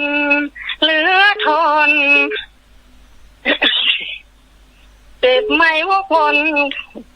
ลืมละตั้งใจกะแต่งเองเนาะเกิดแล้วตายเจ็บอยู่ไม่เว้นวายเกิดตายในทะเลทุกโลกนี้แสนทุกคน ทุกคนต้องอาวสานเมื่อสิ้นลมปราณวิญญาณออกร่างแล้วจะไปไหนเกิดมานานเหลือทนเฝ้าแต่เวียนวกวนลงตนบัตตาสงสารเกิดก็ทรมานตายก็ทรมานลูกวิญญาณนั้นก็ทรมานเช่นกันอย่าหลงตนหลงระเริงเที่ยวแต่มัวเพลิดเพลินระเริงอบายมุขสุขใดๆไม่มีโลกนี้เป็นสิ่งสมมุติพวกเราชาวพุทธหาทางเร่งหลุดสิ้นสุดเกิดตายฟังธรรมศึกษาธรรมสัจธรรมน้อมนำคลายจิตใจเศร้ามองจิตที่เป็นพิษในใครจะใส่ยาตรองพ่อแม่พี่น้องหาทางเร่งหลุดสิ้นสุดเกิดตายฟังธรรมศึกษาธรรมสัจธรรมน้อมนำคลายจิตใจเศร้ามองจิตที่เป็นพิษในใครจะใส่ยาตรองพ่อแม่พี่น้องหาทางเร่งหลุดสิ้นสุดเกิดตายเจ้าจบแล้วเจ้าโอ้ขอบคุณเด้อแม่สายพินต้งซ่านอันนี้เจริญปอนเจ้ากะไว้ค่ะต้งซ่านอันนี้เปิ้นปิ้นจังซอแล้วก็นักแต่งเพลงแต่งซอแต่งก้อนข้าวหำได้หมดแม่สายพินต้งซ่านเนาะลำปางเจริญปอนครับกราบนมัสการครับเจริญปอนปอออกอยู่ทั้งใดบันแซมครับโอ้บินนานบันแซมมาแล้วตอนนั้นได้ยินถึง2สถานีเราชัดเจนว่าหยังเกิดนี่เฒ่านั่นเปิ้นจางนะคุณเฒ่าเปิ้นหลายหาครับก็ของอัน103ก็ได้ยินชัด104ก็ได้ยินชัดไล่ไปมาอันนั้นก็หลายเฮาก็ยังอาจารย์เปิ้นว่านะกะอันไปเสาะหาป่านนั้นน่ะเฮ็ดถอบมันมีก็ไปทั้งป่านครับคุณเฒ่าเปิ้นจางหลายหานะครับผมได้ยินชัดๆได้รู้เลยโอ้ขอบคุณหลายๆเด้อพี่นานเด้อบัดซานสาธุโอ้อีกาเนี่ยเฮาต้องไล่หานะมันมีหลายสถานีหรอกตัวเลือกมีนะเจริญปอนไอ้สาเจ้าอันนี้แม่ย่อยสันไซแม่สมภัทรมาแล้วแม่สมภัทรฟังต้องมาตี2ฝ่ายน่ะฟังเพลง70,000นั่นเนาะเพลงเหมือนกันผู้ก็ฟังแท้ผู้ก็เจ้ากำลังใจไม่เจ้าขอบคุณเด้อแม่เด้อแม่สมภัทรแม่ย่อยสันทรายเจริญปอนเหลือเวลาทำน้อยเจริญปอนเจ้าไว้ซะเจ้าแม่น้อยอัน103.5กำลังบ่ดังตอนเวทีเนี่ยตะเตที่อ่านของหมู่แม่น้อยกาดนัดเจ้าของกล่อมนอนนาทีเดียวเต้นอยู่เนาะ28 สิงหาลืมตาดูโลกนับปากเป็นจูบอันนั้นวันเกิดยายน้อยมันมีถึงวันถ้าลุกมาหันตะวันเนอเจ้าแต่ว่าวันท้ายของยายนั้นเหล่าวันเดียวต่ออันเนินนายฮู้แต่วันเกิดบ่ฮู้วันตายวันเดียวของยายมันรออยู่ค่ะทำดีกันไหวพอลุงแม่ป่าวันตายอยู่ค่ะคุณทำบุญสุนทานสังเปกุศลบุญจักวันดลคือสุนจันฟ้าชีวิตสันลงจะไปหลอจะจักบึกจันฟ้าหรือว่าอะไรเจ้าวันเกิดวันใดก็วันที่เจ้าวันนี้เป็นวันเกิดกะโอ้แฮปปี้เบิร์ธเดย์เนอะหาเรื่องกินนิดหน่อยมันดิเบิร์ธฉลองวันเกิดขอแม่หน่อยมีสุขภาพสมบูรณ์แข็งแรงเด้ออยู่กำจูปูจ้าไปมันมือ100 เด้อตูอร่อยเดียวเนาะเอา100เดียวก็ได้เจริญปอนนมัสการครับอันนี้อาจารย์มาปิดท้ายพอดี คงไม่ทันแล้ววันนี้ก็ เนาะทักทายก็พอพรุ่งนี้เอาอีก พรุ่งนี้ก็เอาใหม่เนาะครับเนาะ ครับครับครับ วันนี้ยาวมันเกินไปเดี๋ยวที่วางหุดแค่นี้ก็พอนะ พรุ่งนี้ตั้งใจแล้วก็หรือว่าเมื่อแรงเนี้ยเมื่อบ่ายนี่ก็ได้เนาะ ได้วันนี้จะมีกรต่อจากเมื่อวานดีกะนะเกียมไว้นะเมื่อวานนี้มี3 ตอนละแล้วก็มีอยู่3 บทครับวันนี้อ่านไม่ทันแล้วครับดีแล้วตอนขอบคุณอาจารย์อาจารย์นิพนธ์สาธุเอาทำสายสุดท้ายเจริญปอนครับลุงน้องเบียวอันแม่นี่ต้องทำใจหน่อยเพราะว่ามันเป็นฟ้าฝนเนาะแม่น่ะมันอย่างพ่อหัวพิวัตรว่านะอากาศมันชื้นมันก็จะทำให้ได้ซิบหาสายขอบคุณน้องเบียวไลน์เนอะน้องเบียวด้วยนะครับคนฟังตัวเนอร์16 สายด้วยกันซะดาวันนี้ก็กระตุกกระตักไปหน่อยเนอะซะดาตุลุงก็มีความตั้งใจแถมบึดเอาแถมพุกเอาแถมเนาะวันนี้เขาจะบัดโทนสายแต่เอาไว้โทนแรงบึดเนาะบึดมีนิทานเนอะมีธรรมมีนิทานมีธรรมเมื่อแรงบึดบ่าย 3 โมงช่วยกันจัดเด้อแรงนี่คุณห่างนะเพิ่นไปเยการการใส่บะลำใหญ่ไผอยู่ก็โทรกันมาช่วยกันจัดรายการเนี่ยกะเนาะ วันนี้ก็ขอบคุณกูเสียงกูสายที่เพิ่นโทรมาเต้าเต้นก็ขออภัยตัวแล้วก็บึดก็ฟังกันได้หมายเด้อพี่น้องเมืองฟางก็ดีพี่น้องตังจอมตองตังสายไต่เฮานี่นะผมได้ยินสายลักเฮาเนาะก็คือที่วัดไฟหินเฮาเนี่ยนะพี่หยังก็เดียวก็ดึงดีแล้วก็เดียวฟังอาจารย์พระครูฟังปุณกะกัลยาณิวัฒนาอาจารย์นิคมเนาะตุลุงนำรายการจากลาซาดาไปก่อนเนอพวกเจ้าปักกันแทมหมายอยู่ดีมีสุขเหมือนกันจุโคนจุดตาเนอจัตตาโรธรรมาวัฏตันติอายุวันโนสุขังปะลัง